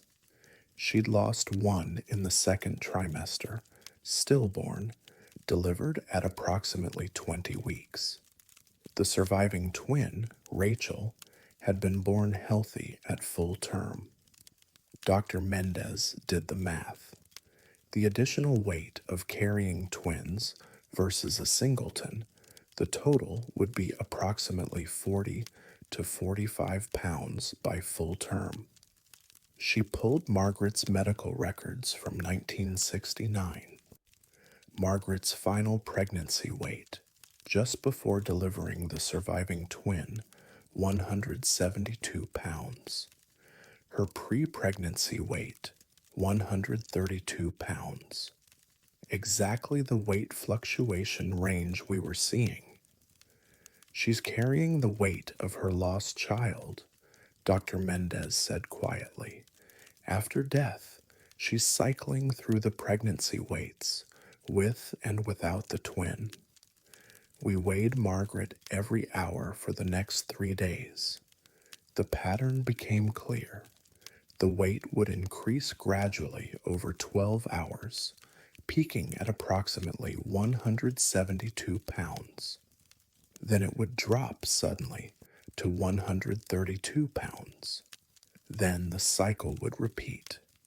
She was experiencing her pregnancy over and over, gaining the weight of carrying twins, then losing it when one died, then gaining it again. Dr. Mendez contacted Rachel, explained what we were seeing. Rachel confirmed that Margaret had grieved that loss her entire life, had named the stillborn daughter Sarah, had talked about Sarah every year on her birthday, March 15th. I checked the date. Margaret had died March 13th, 2 days before the lost twins' birthday. The final weigh-in was scheduled for release to the funeral home. Rachel had requested cremation. I weighed Margaret one last time. The digital display showed 132.4 pounds, exactly her intake weight, exactly her pre-pregnancy weight. Then, as I watched, the number climbed, slowly, steadily, 140, 150, 160. It stopped at 172.3 pounds. The weight of carrying twins, the weight of carrying both daughters. Dr. Mendez was standing beside me. We watched the scale together. After 2 weeks of fluctuations, Margaret's weight had stabilized at the exact weight she'd carried when both her daughters were alive inside her. The funeral home collected her body that afternoon. Final recorded weight, 172.3 pounds. When they weighed her at their facility, they reported the same number. Rachel called me a week later. She'd received her mother's ashes. The crematorium had noted something unusual. The ash weight was higher than expected for Margaret's documented body weight by approximately 40 pounds, as if she'd been carrying something extra, something that burned with her, something that finally, after 55 years, went with her. I still work at the medical examiner's office. I still weigh bodies every day, but I pay attention now to the numbers that don't make sense, the weights that fluctuate, the bodies that carry more than they should or less than they could, because the body keeps score. It remembers what we lose. It carries what we can't let go. Margaret Chen weighed 132 pounds when she died, but she weighed 172 when she left us. The weight of a mother who never stopped carrying both her children, the weight of love that doesn't end just because life does.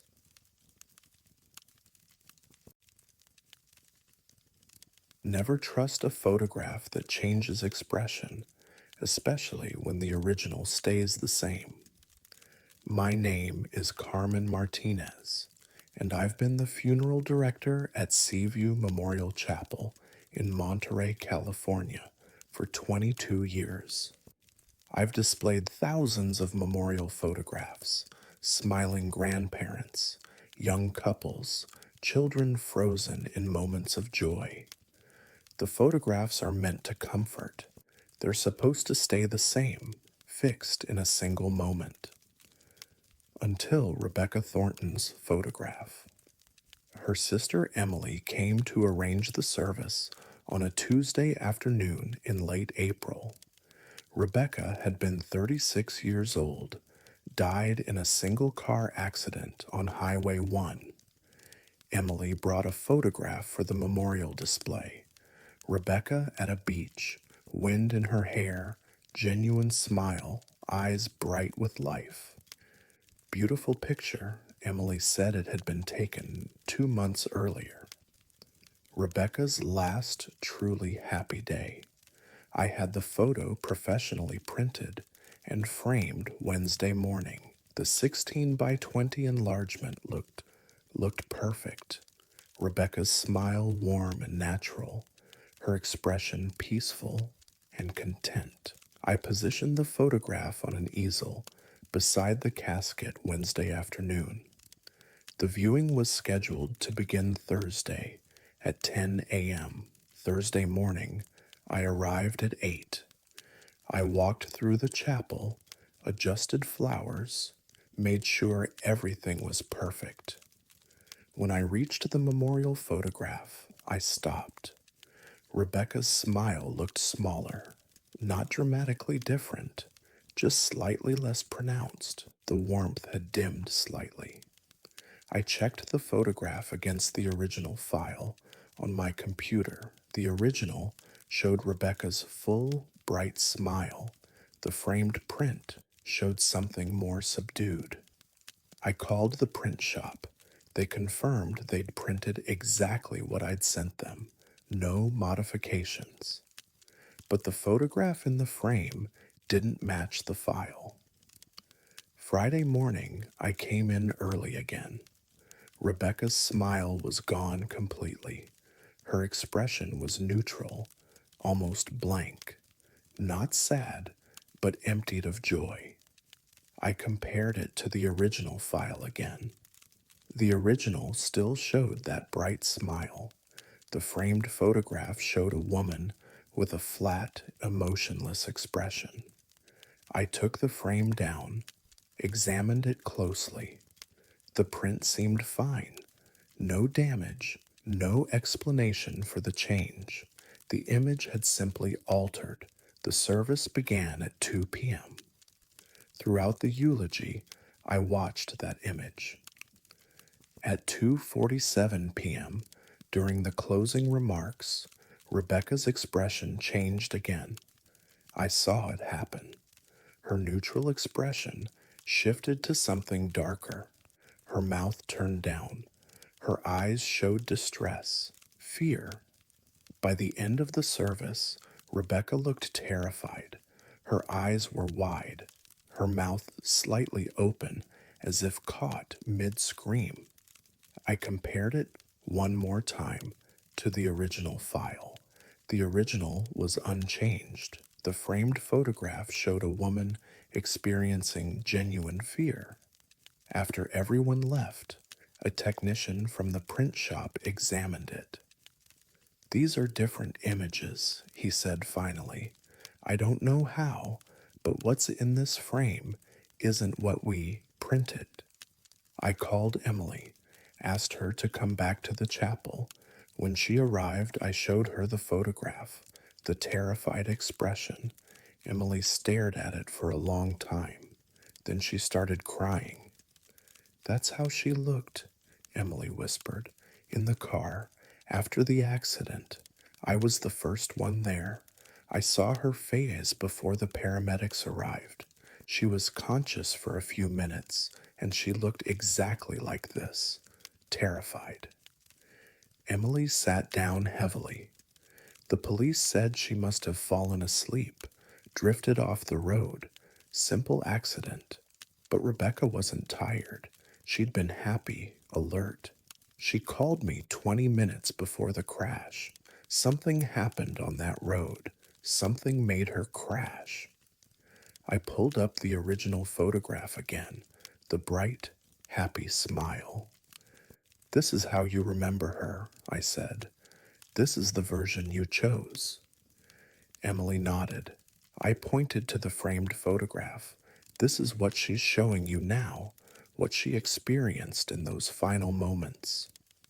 We sat together in silence. Then Emily said something that made my blood run cold. There was another car. The police found paint transfer on Rebecca's bumper. Someone sideswiped her, forced her off the road. They're still investigating. I looked at the photograph again, at Rebecca's terrified expression. She wasn't just scared, she was trying to tell us something. Take a picture of this, I said to Emily. Document it. Give it to the police. Emily took photos with her phone, multiple angles of Rebecca's transformed expression. At 5:30 p.m., it changed one final time. The fear was still there, but now there was something else. Determination. Her eyes weren't just wide with terror, they were locked on something specific, looking at something or someone. I enhanced the image on my computer, zoomed in on the reflection in Rebecca's eyes. In the original beach photograph, her eyes reflected ocean and sky. In this transformed version, they reflected something else. A vehicle, dark colored, large. The reflection was tiny, distorted, but unmistakable. Rebecca had seen the car that forced her off the road. Emily took the enhanced images to the police.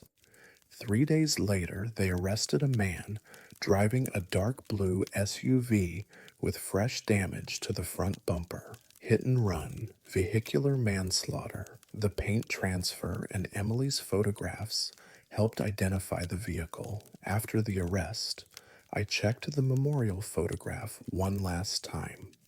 Rebecca's expression had changed again. The fear was gone. The determination was gone.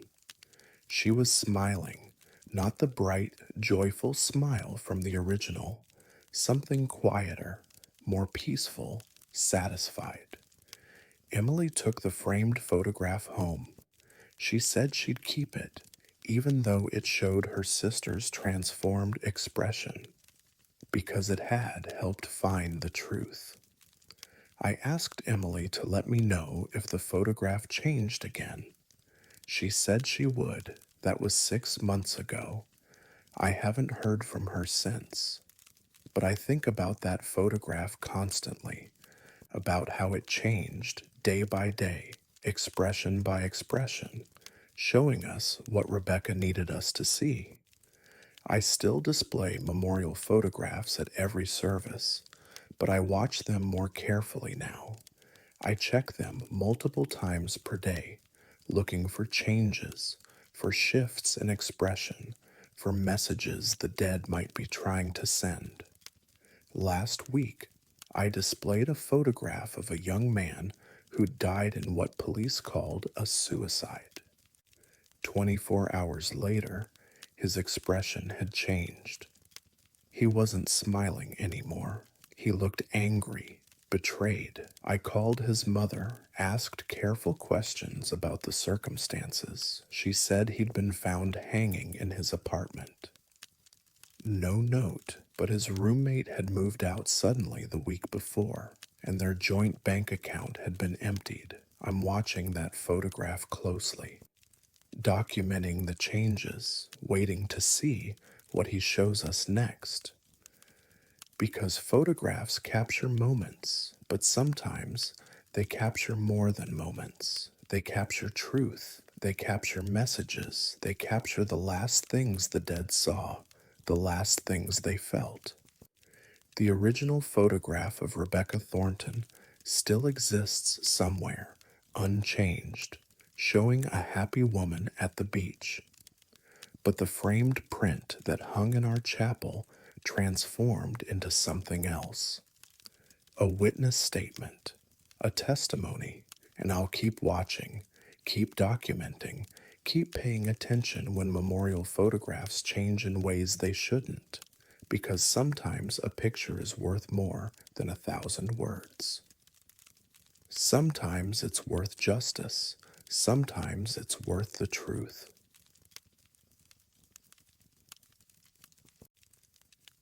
I've managed cemeteries for 28 years, but I've never seen a heat signature rise from a grave until Section K. My name is Richard Booth, and I oversee operations at Lakeside Memorial Gardens in Minneapolis, Minnesota. It's a large cemetery, 160 acres, established in 1893. We have over 40,000 graves. The vandalism started in late January. Someone was knocking over headstones in Section K, the oldest part of the cemetery. 3 or 4 each week, always at night. After 2 weeks of damage, I installed infrared security cameras. 4 units, positioned to cover the most vulnerable areas. Motion activated, designed to capture body heat signatures even in complete darkness. The first recording triggered at 3:47 a.m. on Sunday. I reviewed the footage Monday morning, expecting to see teenagers or drunks. Instead, I saw something I couldn't explain: a heat signature rising from a grave in the northeast corner of Section K. Not a person walking, a thermal bloom emanating directly from the ground, like heat waves rising from summer pavement, except it was January in Minnesota and the ground was frozen solid. The signature appeared suddenly at 3:47 a.m. It rose vertically, maybe 6 feet high, then held position for exactly 11 minutes.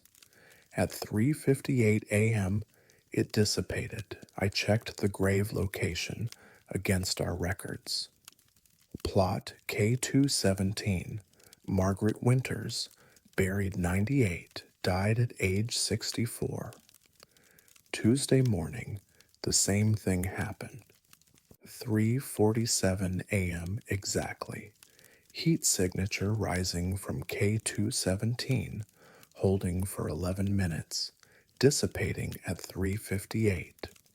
Wednesday, Thursday, Friday, the pattern repeated. Every night at precisely 3:47 a.m., heat emanated from Margaret Winters's grave. Always the same duration, always the same thermal intensity, measuring approximately 98.6 degrees Fahrenheit. Human body temperature. I called in a thermal imaging specialist. He analyzed the recordings carefully. "That's a person," he said finally, "or something generating heat equivalent to a living human body, rising from underground and standing motionless for 11 minutes every night." He paused. "But that's impossible. Nothing buried generates heat like this. This is active, sustained thermal output at living body temperature."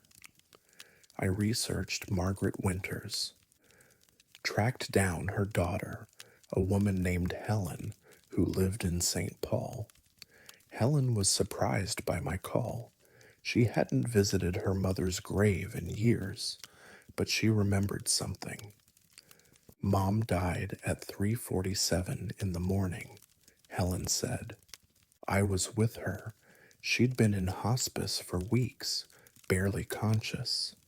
But right at the end, she sat up, looked at the window like she was seeing something, then she lay back down and was gone."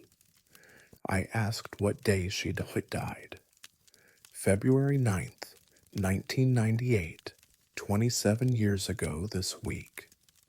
The thermal signatures had started appearing on February 9th this year, exactly 27 years after Margaret's death. I set up additional cameras. That night, I stayed at the cemetery office, watching the feeds in real time. At 3:47, The thermal signature bloomed from the grave, rising vertically. The shape was distinctly humanoid: head, shoulders, torso, standing motionless. But there was something else. The signature was facing a specific direction, looking southeast toward the cemetery entrance. At 3:58 a.m., the signature faded. I reviewed the recording immediately. Then I noticed something in the corner of the frame: a second thermal signature, much fainter, approaching from the entrance road. I enhanced the image. A person walking through the cemetery at 3:47 a.m., heading directly towards Section K. The walking figure stopped approximately 50 feet from K217, stood motionless while the grave signature held position, then turned and left when the first signature dissipated. I reviewed previous recordings. It was there every night, a living person approaching, stopping at the distance, waiting for exactly 11 minutes, then leaving when the thermal bloom faded. Thursday night, I arrived at 3 a.m., positioned myself near the entrance. The temperature was -8 degrees Fahrenheit. At 3:42 a.m., I saw him, an elderly man, walking slowly up the access road. He moved carefully, using a cane. He wore a heavy coat but no hat. He stopped at the cemetery entrance, looked toward Section K, and waited. At 3:47 a.m. exactly, something changed. The air temperature shifted. The quality of the cold became different. The man stood perfectly still, facing Section K. After 11 minutes, at 3:58 a.m., he nodded once. Then he turned and walked slowly back down the road. I followed him at a distance. He walked for 15 minutes, eventually entering a small house 3 blocks from the cemetery. I noted the address. Friday morning, I researched the property. The house belonged to Robert Winters, Margaret's husband. According to public records, he was 91 years old, living alone. I visited him Friday afternoon. He invited me in. I explained that I managed the cemetery, that I'd noticed some unusual activity. Robert was quiet for a long time. Then he said, "I visit her every night. I've been doing it for 27 years, since the day she died." I asked why he came at such a specific time. "Because that's when she stands up," he said simply. 3:47 a.m., the time she died.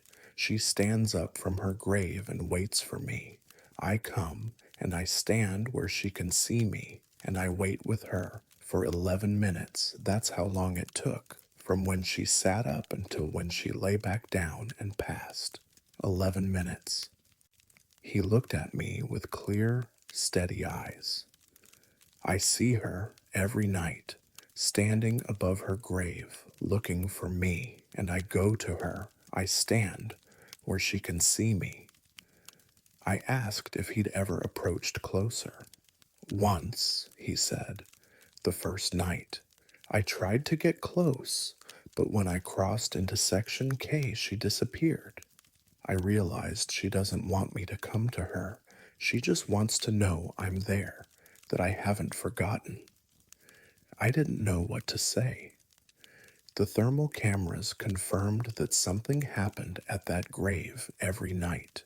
Something that generated human body temperature, that held a humanoid shape, that appeared for exactly 11 minutes. I asked if he planned to continue coming. "I'll come every night until I can't walk anymore," Robert said.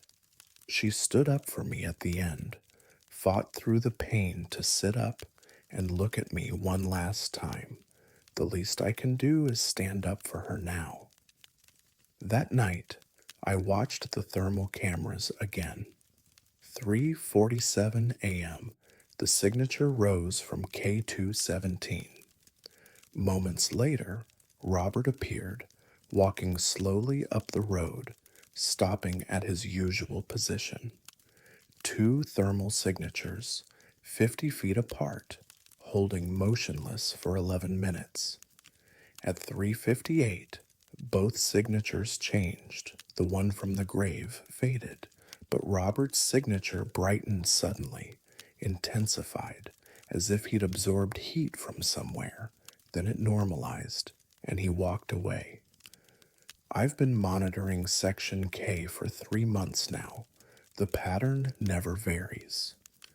Every night at 3:47 a.m., Margaret stands. Every night, Robert comes to watch over her. Every night, they spend 11 minutes together. The vandalism stopped completely. Robert is 92 now. His walk is slower, more labored, but he always comes. He always stands in his position, always waits out those 11 minutes. Last week, Robert called me, said his health was failing. He asked if I'd do him a favor, if when he died, I'd bury him in Section K next to Margaret, plot K218, right beside her. I checked the records. That plot is available, has been since 1998, reserved by the Winters family. I told Robert I'd make sure he was buried there, where he'd stood vigil for 27 years. He thanked me. Then he asked one more thing. He asked if I'd check the cameras after he was gone, see if anything changed, see if maybe at 3:47 a.m. two signatures appeared instead of one. I promised I would. And when Robert Winters dies, when we bury him in K218, I'll keep watching those thermal cameras every night. Because I think love like that doesn't end just because both people have died. I think some vigils last forever.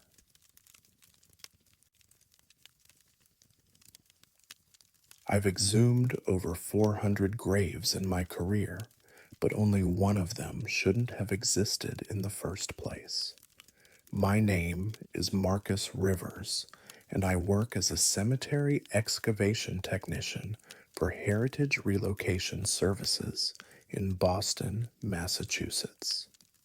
When cemeteries need to be moved for development, when families request relocations, when graves need to be exhumed for legal reasons, that's my job. I've been doing this for 16 years. I know burial practices from every era, can identify casket types from the 1800s, can date graves by soil stratification and vault construction.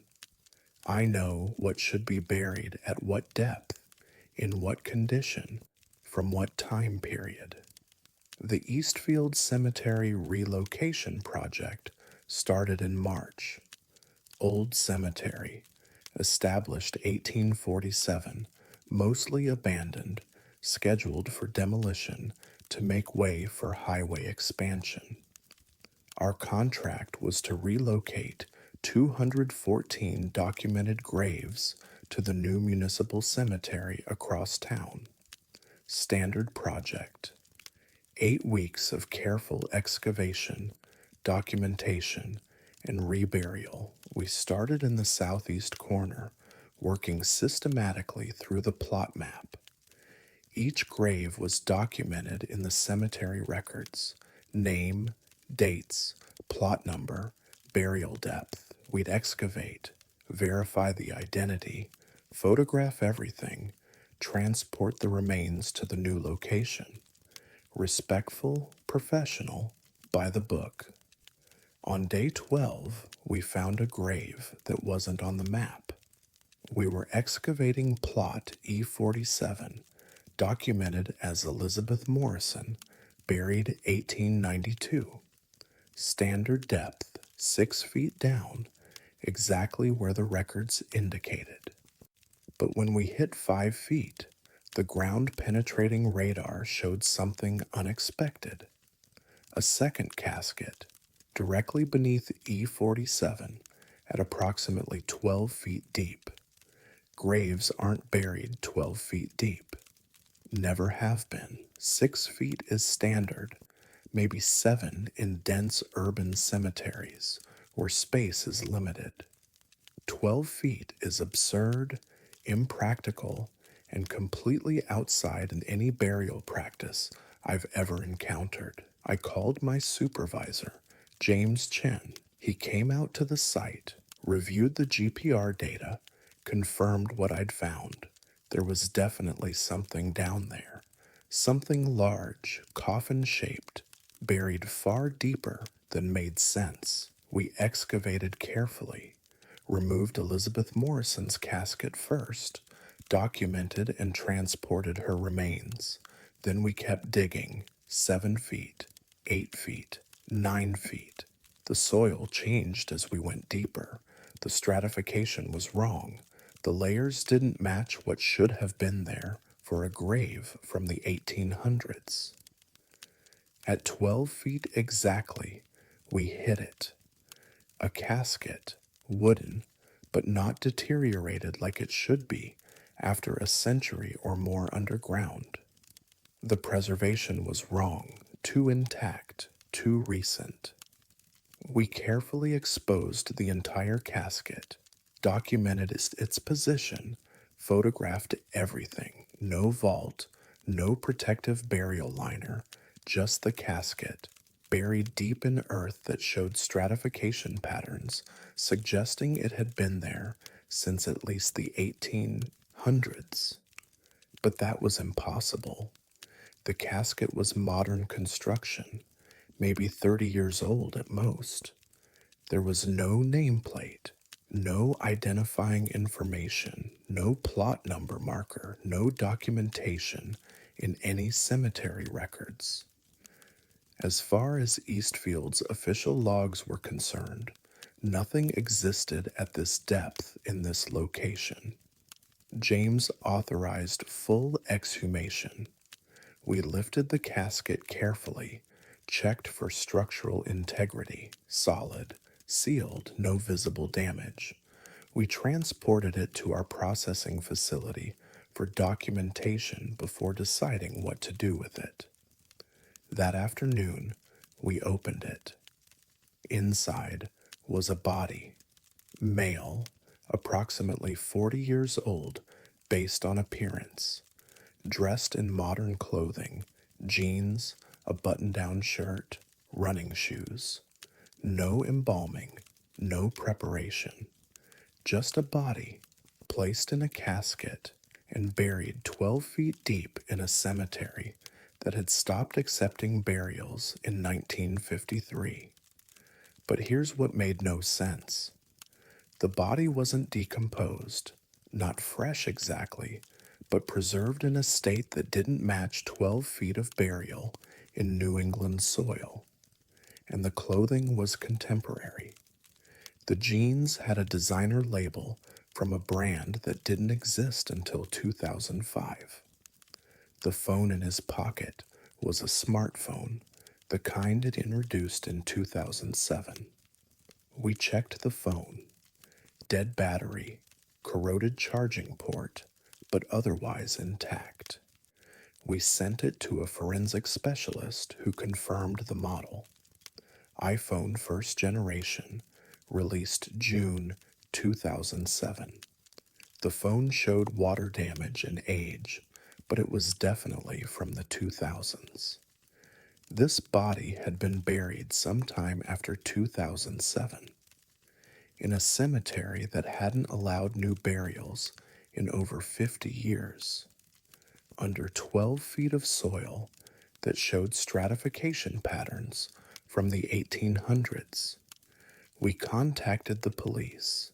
They sent a detective, a forensic team, a medical examiner. Everyone agreed this was impossible, but the evidence was undeniable. A modern body in modern clothing, buried impossibly deep in a grave that couldn't exist according to any cemetery records.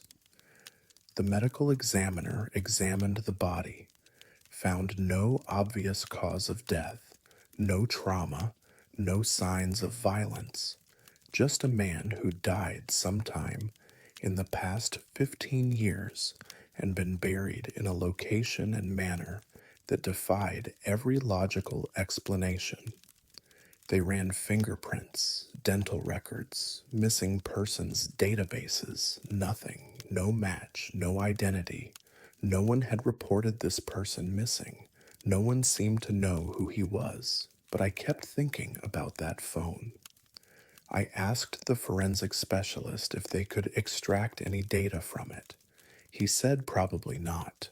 Water damage, age, corrupted storage, but he'd try. 2 weeks later, he called. He'd managed to recover some photos from the phone's memory. Just fragments, partial images, corrupted files, but enough to see something. The photos showed the cemetery, Eastfield Cemetery. Specifically, they showed Section E, the southeast corner where we'd found the casket. The images were dated by the phone's internal clock. June 14th, 2007. One photo showed the excavated graves. Our work. The relocation project. Caskets being lifted, soil being moved, our equipment in frame. The forensic specialist sent me the image. I studied it carefully. The photo clearly showed our current operation, the same equipment we were using, the same staging area, the same grave markers. But it was dated June 14th, 2007, 18 years before we'd started this project. I checked our company records. Heritage Relocation Services was founded in 2012. We couldn't have been working at Eastfield in 2007. We didn't exist yet. I checked with the city. Eastfield Cemetery had no authorized excavation or relocation work in 2007. The highway expansion project that necessitated our current work hadn't even been proposed until 2019. But the photo was clear. Someone had been excavating Eastfield Cemetery in June 2007, and whoever it was had been using equipment and methods identical to ours. The detective investigating the case asked if I'd come to the morgue. He wanted to show me something. I went down that afternoon, met him in the examination room where the body was being stored. We've been analyzing his clothing, his belongings, the detective said. Found something in his wallet. He showed me a business card. Heritage Relocation Services, Marcus Rivers, excavation technician, my name, my title, but the contact information was wrong. A phone number I'd never had, an address that didn't exist. Is this your card? The detective asked. I told him no. I'd never seen that card before. Heritage didn't even exist when this man had died. Someone had made a fake card, or this was some kind of elaborate setup, or... There's more, the detective said. He pulled up an image on his computer, a photo recovered from the phone, badly corrupted, but partially visible. It showed a man's face, taking a selfie, the man from the casket. Behind him, barely visible in the background, was another person, wearing work clothes, standing at an excavation site. The detective enhanced the background figure. The resolution was terrible, the image degraded by water damage and time. But the face was recognizable. It was me, 18 years ago, at Eastfield Cemetery, at a job site that shouldn't have existed. I don't remember 2007 clearly. I was working different jobs then, different cemeteries, different projects. But I definitely wasn't at Eastfield. Heritage didn't exist. This project didn't exist. That photo couldn't exist. The detective asked me to explain. I couldn't. I had no memory of being at Eastfield in 2007, no record of working there, no connection to the dead man in the casket. But there was my face in his photo at a gravesite that matched our current excavation layout exactly. We finished the Eastfield relocation project 3 weeks ago. 214 documented graves, all relocated successfully, plus one undocumented grave at 12 feet containing a man with no identity buried in a location that couldn't exist, carrying a phone with photos of a future project he couldn't have witnessed. The police investigation is ongoing. The body is still unidentified.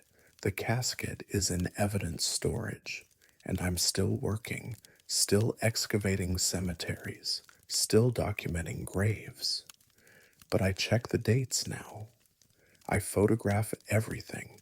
I keep detailed logs of every job, every location, every grave I excavate, because I'm terrified that one day I'll find another casket, another body, another phone with photos showing me at a job site I haven't worked yet, or a job site I've already finished, or a job site that exists simultaneously in multiple timelines, layered 12 feet deep beneath the surface of ordinary reality.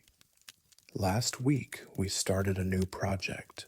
Different cemetery, different location, standard relocation work. On day 3, we found something at 15 feet, deeper than anything should be buried, deeper than practical, deeper than possible. The GPR shows a casket, modern construction, buried in soil with stratification from the 1700s. We haven't excavated it yet. I'm not sure I want to, because I keep thinking about that first casket, that body, that phone, those photos showing a future that became present, or a present that became past, or time folded over itself in ways that graves shouldn't allow but somehow do. I keep thinking about my face in that photo, about the fact that I was there, somehow, somewhere, in a job that didn't exist yet, or had already happened, or exists in a space between memory and reality. And I keep thinking about what we might find in this new casket, 15 feet down, where nothing should be buried.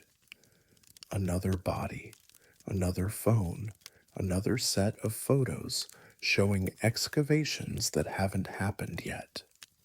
Or maybe showing excavations that happened long ago and are still happening, will always be happening in layers of time stacked beneath the earth like soil stratification, past, present, and future buried together, waiting to be exhumed. We dig tomorrow, and I'll document everything, every detail, every impossible thing we find, because someone needs to keep records of these unburies, these graves that exist outside time, outside documentation, outside every rule I've learned in 16 years of doing this work. Someone needs to remember that the dead don't always stay buried in the time period where we put them. And sometimes, when you dig deep enough, you don't find the past, you find yourself standing in a photograph at a gravesite you don't remember, buried 12 feet deep in a casket that shouldn't exist, waiting to be exhumed.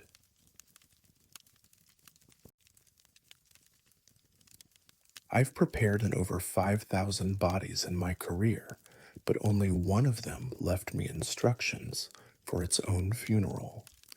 My name is Kenji Sato, and I've been a licensed embalmer at Riverside Funeral Home in Portland, Oregon for 19 years. My work is technical, precise, respectful. I restore dignity to the deceased, prepare them for their final viewing, give families the gift of one last peaceful memory. I follow strict protocols, document every step, maintain the highest professional standards. I've seen bodies in every condition, from peaceful natural deaths to violent traumas. Nothing surprises me anymore. Until I found the note in Daniel Mercer's mouth. He came to us on a Wednesday morning in late September. 42 years old, suicide by gunshot in his apartment. Discovered by a neighbor who'd noticed his mail piling up. No family in the area, no close friends who'd come forward. The police investigation was straightforward. Self-inflicted wound, no suspicious circumstances, no evidence of foul play. Tragic but simple. His body was released to us because he'd prearranged his funeral 2 years earlier. Unusual for someone his age, but not unheard of. People with terminal diagnoses sometimes make arrangements in advance. Daniel's files showed he'd paid for everything: embalming, casket, burial plot, simple service. He'd left specific instructions about his service, but had listed no family contacts, no one to notify. I began the preparation Thursday afternoon. Standard examination, documentation, arterial embalming. Daniel's case was straightforward. Despite the gunshot wound, the trauma was localized, easily manageable with proper restoration techniques. I'd done hundreds of similar cases. I was 40 minutes into the preparation when I noticed something in his mouth, not visible during the initial examination because his jaw had been set closed by rigor mortis. But as the embalming fluid circulated and the muscles relaxed, his mouth opened slightly. I saw something white inside. Paper. I carefully extracted it. A folded note, written in blue ink on lined paper. The paper was dry, protected from oral fluids by the way it had been positioned. Someone had placed this in his mouth deliberately, folded it carefully, positioned it behind his front teeth. I unfolded the note. The handwriting was neat, controlled, deliberate. It read, "Instructions for my funeral service. Date, September 29th, 2023. Time, 2 p.m. Attendees, there will be 7 people present. Eulogy will be given by the woman in the gray coat. Music, someone will play guitar, 3 songs. Total, flowers, white roses, exactly 12 stems. Burial will proceed normally except for the rain. These events have already happened. I attended my own service. This is not a prediction. This is a memory. Thank you for your professional care. Daniel R. Mercer." I read it 3 times, trying to make sense of what I was holding. The note was dated September 27th, 2 days ago, the day Daniel had died. But it described his funeral in past tense, as if he'd already attended it, as if he'd witnessed his own service and then written down what he'd seen. The funeral was scheduled for September 29th. 2 days away. Everything Daniel had described hadn't happened yet. Couldn't have happened yet. I called my supervisor, Helen Park. She read the note, checked Daniel's file, confirmed the funeral date. September 29th at 2 p.m., exactly as the note indicated. But Daniel couldn't have known that. He'd arranged the service 2 years ago, specified a date range for the funeral, but not an exact date. We'd selected September 29th based on scheduling availability, finalized it only after his death. Helen suggested Daniel had written the note before he died, made educated guesses about his service, left it as some kind of final message. Maybe the suicide had been long planned, carefully orchestrated. Maybe he'd wanted to leave something behind, some proof he'd maintained control even at the end. But that didn't explain the past tense. The note didn't say, "I want 7 people present," or "please ensure white roses." It said, "there will be 7 people," and described events as if he'd already watched them happen. I finished the preparation, documented everything, filed the note with Daniel's records. I didn't mention it to anyone else. Helen and I agreed it was unusual, but ultimately harmless. A man's final words, however strange, deserved privacy. September 29th arrived. I came to the funeral home early, prepared the viewing room, made sure everything was ready. I positioned Daniel's casket at the front of the chapel, arranged the flowers the family, or rather, whoever was paying for the service, had ordered 12 white roses, exactly as the note had specified. I hadn't mentioned the note to the florist. Helen hadn't mentioned it. But there they were, 12 white roses in a simple arrangement, ordered by someone I'd never met, matching Daniel's written instructions perfectly. The service began at 2 p.m. I stood in the back, counting attendees. 7 people, exactly 7, 4 women, 3 men, none of them related to Daniel according to our records. Just people who'd known him somehow, who'd heard about the service, who'd come to pay respects. One woman wore a gray coat, mid-50s, composed, sitting in the front row. At 2:15, she stood and approached the podium. She hadn't told us she planned to speak. We hadn't arranged for a eulogy. But she spoke for 8 minutes about Daniel, his kindness, his struggles, his quiet dignity.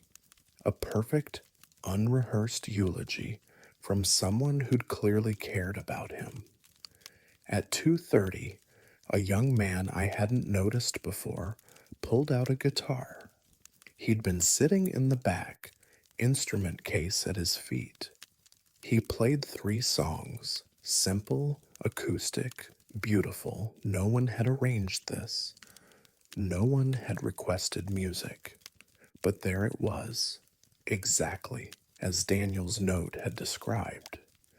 I stood frozen, watching Daniel's written predictions unfold in real time. 7 people, gray coat, guitar, 3 songs, white roses, everything exactly as he'd described it, 2 days before any of it had been planned. At 3 p.m., the service concluded. The pallbearers, 4 of the 7 attendees, prepared to transport the casket to the cemetery. I accompanied them, standard procedure for graveside services. The burial was straightforward. The cemetery groundskeeper had prepared the grave, positioned the lowering device, arranged the green carpet around the excavation. The 7 attendees gathered around the grave. The woman in the gray coat said a few final words. At 3:27, it started raining. Not clouds rolling in gradually, not a slow build-up. Sudden rain, heavy and cold, falling from a sky that had been clear moments before. The kind of unexpected September storm that comes from nowhere and disappears just as quickly. The attendees hurried to their cars. The graveside service ended abruptly, the casket lowered quickly to avoid further exposure to the weather. By 3:40, everyone was gone. The rain stopped at 3:43, exactly 16 minutes after it started. I stood by the grave in the sudden silence, thinking about Daniel's note. Burial will proceed normally, except for the rain. He'd known. Somehow, he'd known about the unexpected storm, the brief interruption, the exact abnormality that would mark his burial as different from the standard service. I returned to the funeral home and pulled Daniel's file. I read his note again, looking for any detail he'd gotten wrong, any prediction that hadn't matched reality. Everything was perfect. 7 attendees, woman in gray coat giving the eulogy, 3 songs on guitar, 12 white roses, rain during burial. Daniel had attended his own funeral, not as a prediction, not as a wish. He'd written the note in past tense because from his perspective, it had already happened. He'd somehow witnessed his own service before he died, seen every detail, recorded it accurately, and left the note as proof. But that raised terrible questions.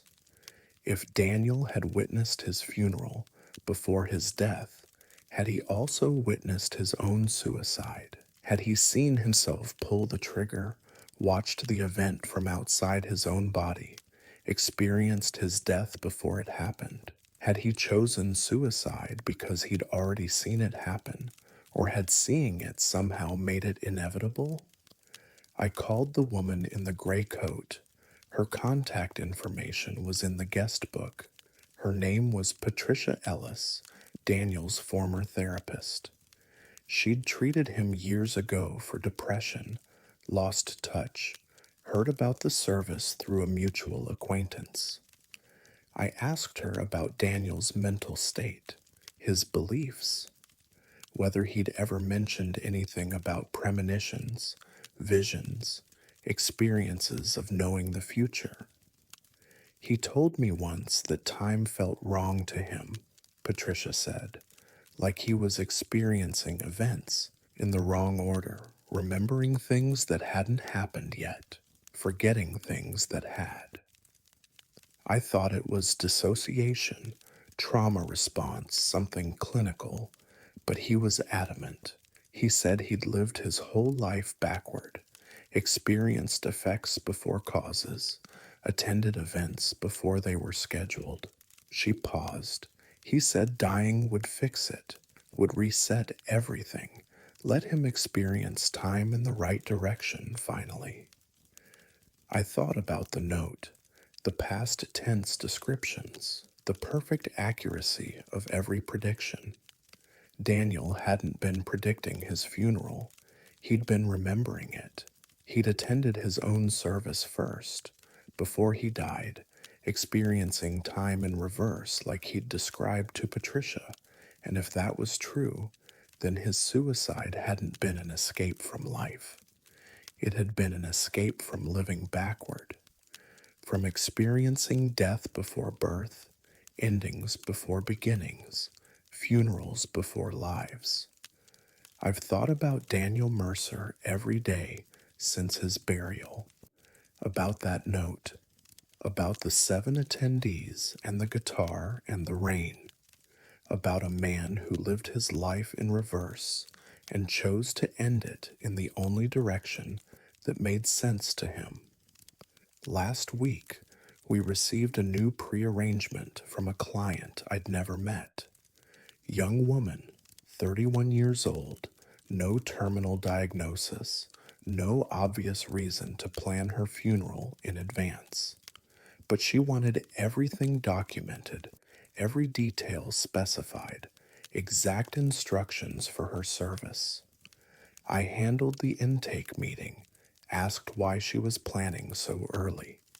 She looked at me with the saddest expression I've ever seen. Because I've already attended it, she said quietly. I know what the flowers look like. I know what songs they'll play. I know who'll speak at my eulogy. I've lived it already. I just haven't died yet. I thought about Daniel's note, about time flowing backward, about people who experience their funerals before their lives end. I took her information, documented her requests, and I didn't question any of it, because I've learned something in 19 years of doing this work. Some people don't predict their deaths. They remember them. They live backward through time, experiencing endings before beginnings, attending their own funerals while they're still alive. And when they finally die, when their lives end in the conventional direction, they're not afraid because they've already been there. They've already seen what comes next.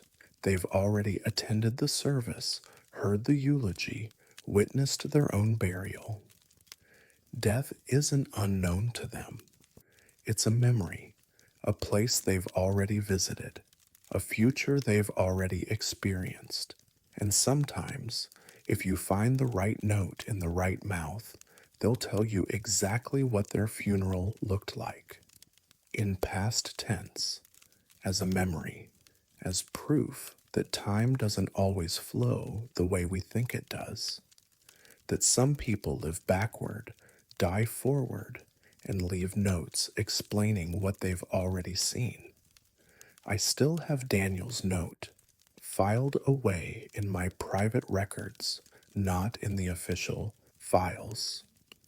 I read it sometimes, late at night, thinking about those 7 attendees and that rain, thinking about a man who attended his own funeral and then wrote down every detail so someone, so I, would know he'd been there, would understand, would remember that he experienced his ending before his beginning, and would maybe, someday, help others who live the same way, who experience time backward, who attend their funerals while they're still breathing, who leave notes in their own mouths explaining what they've already witnessed, because death isn't always the end.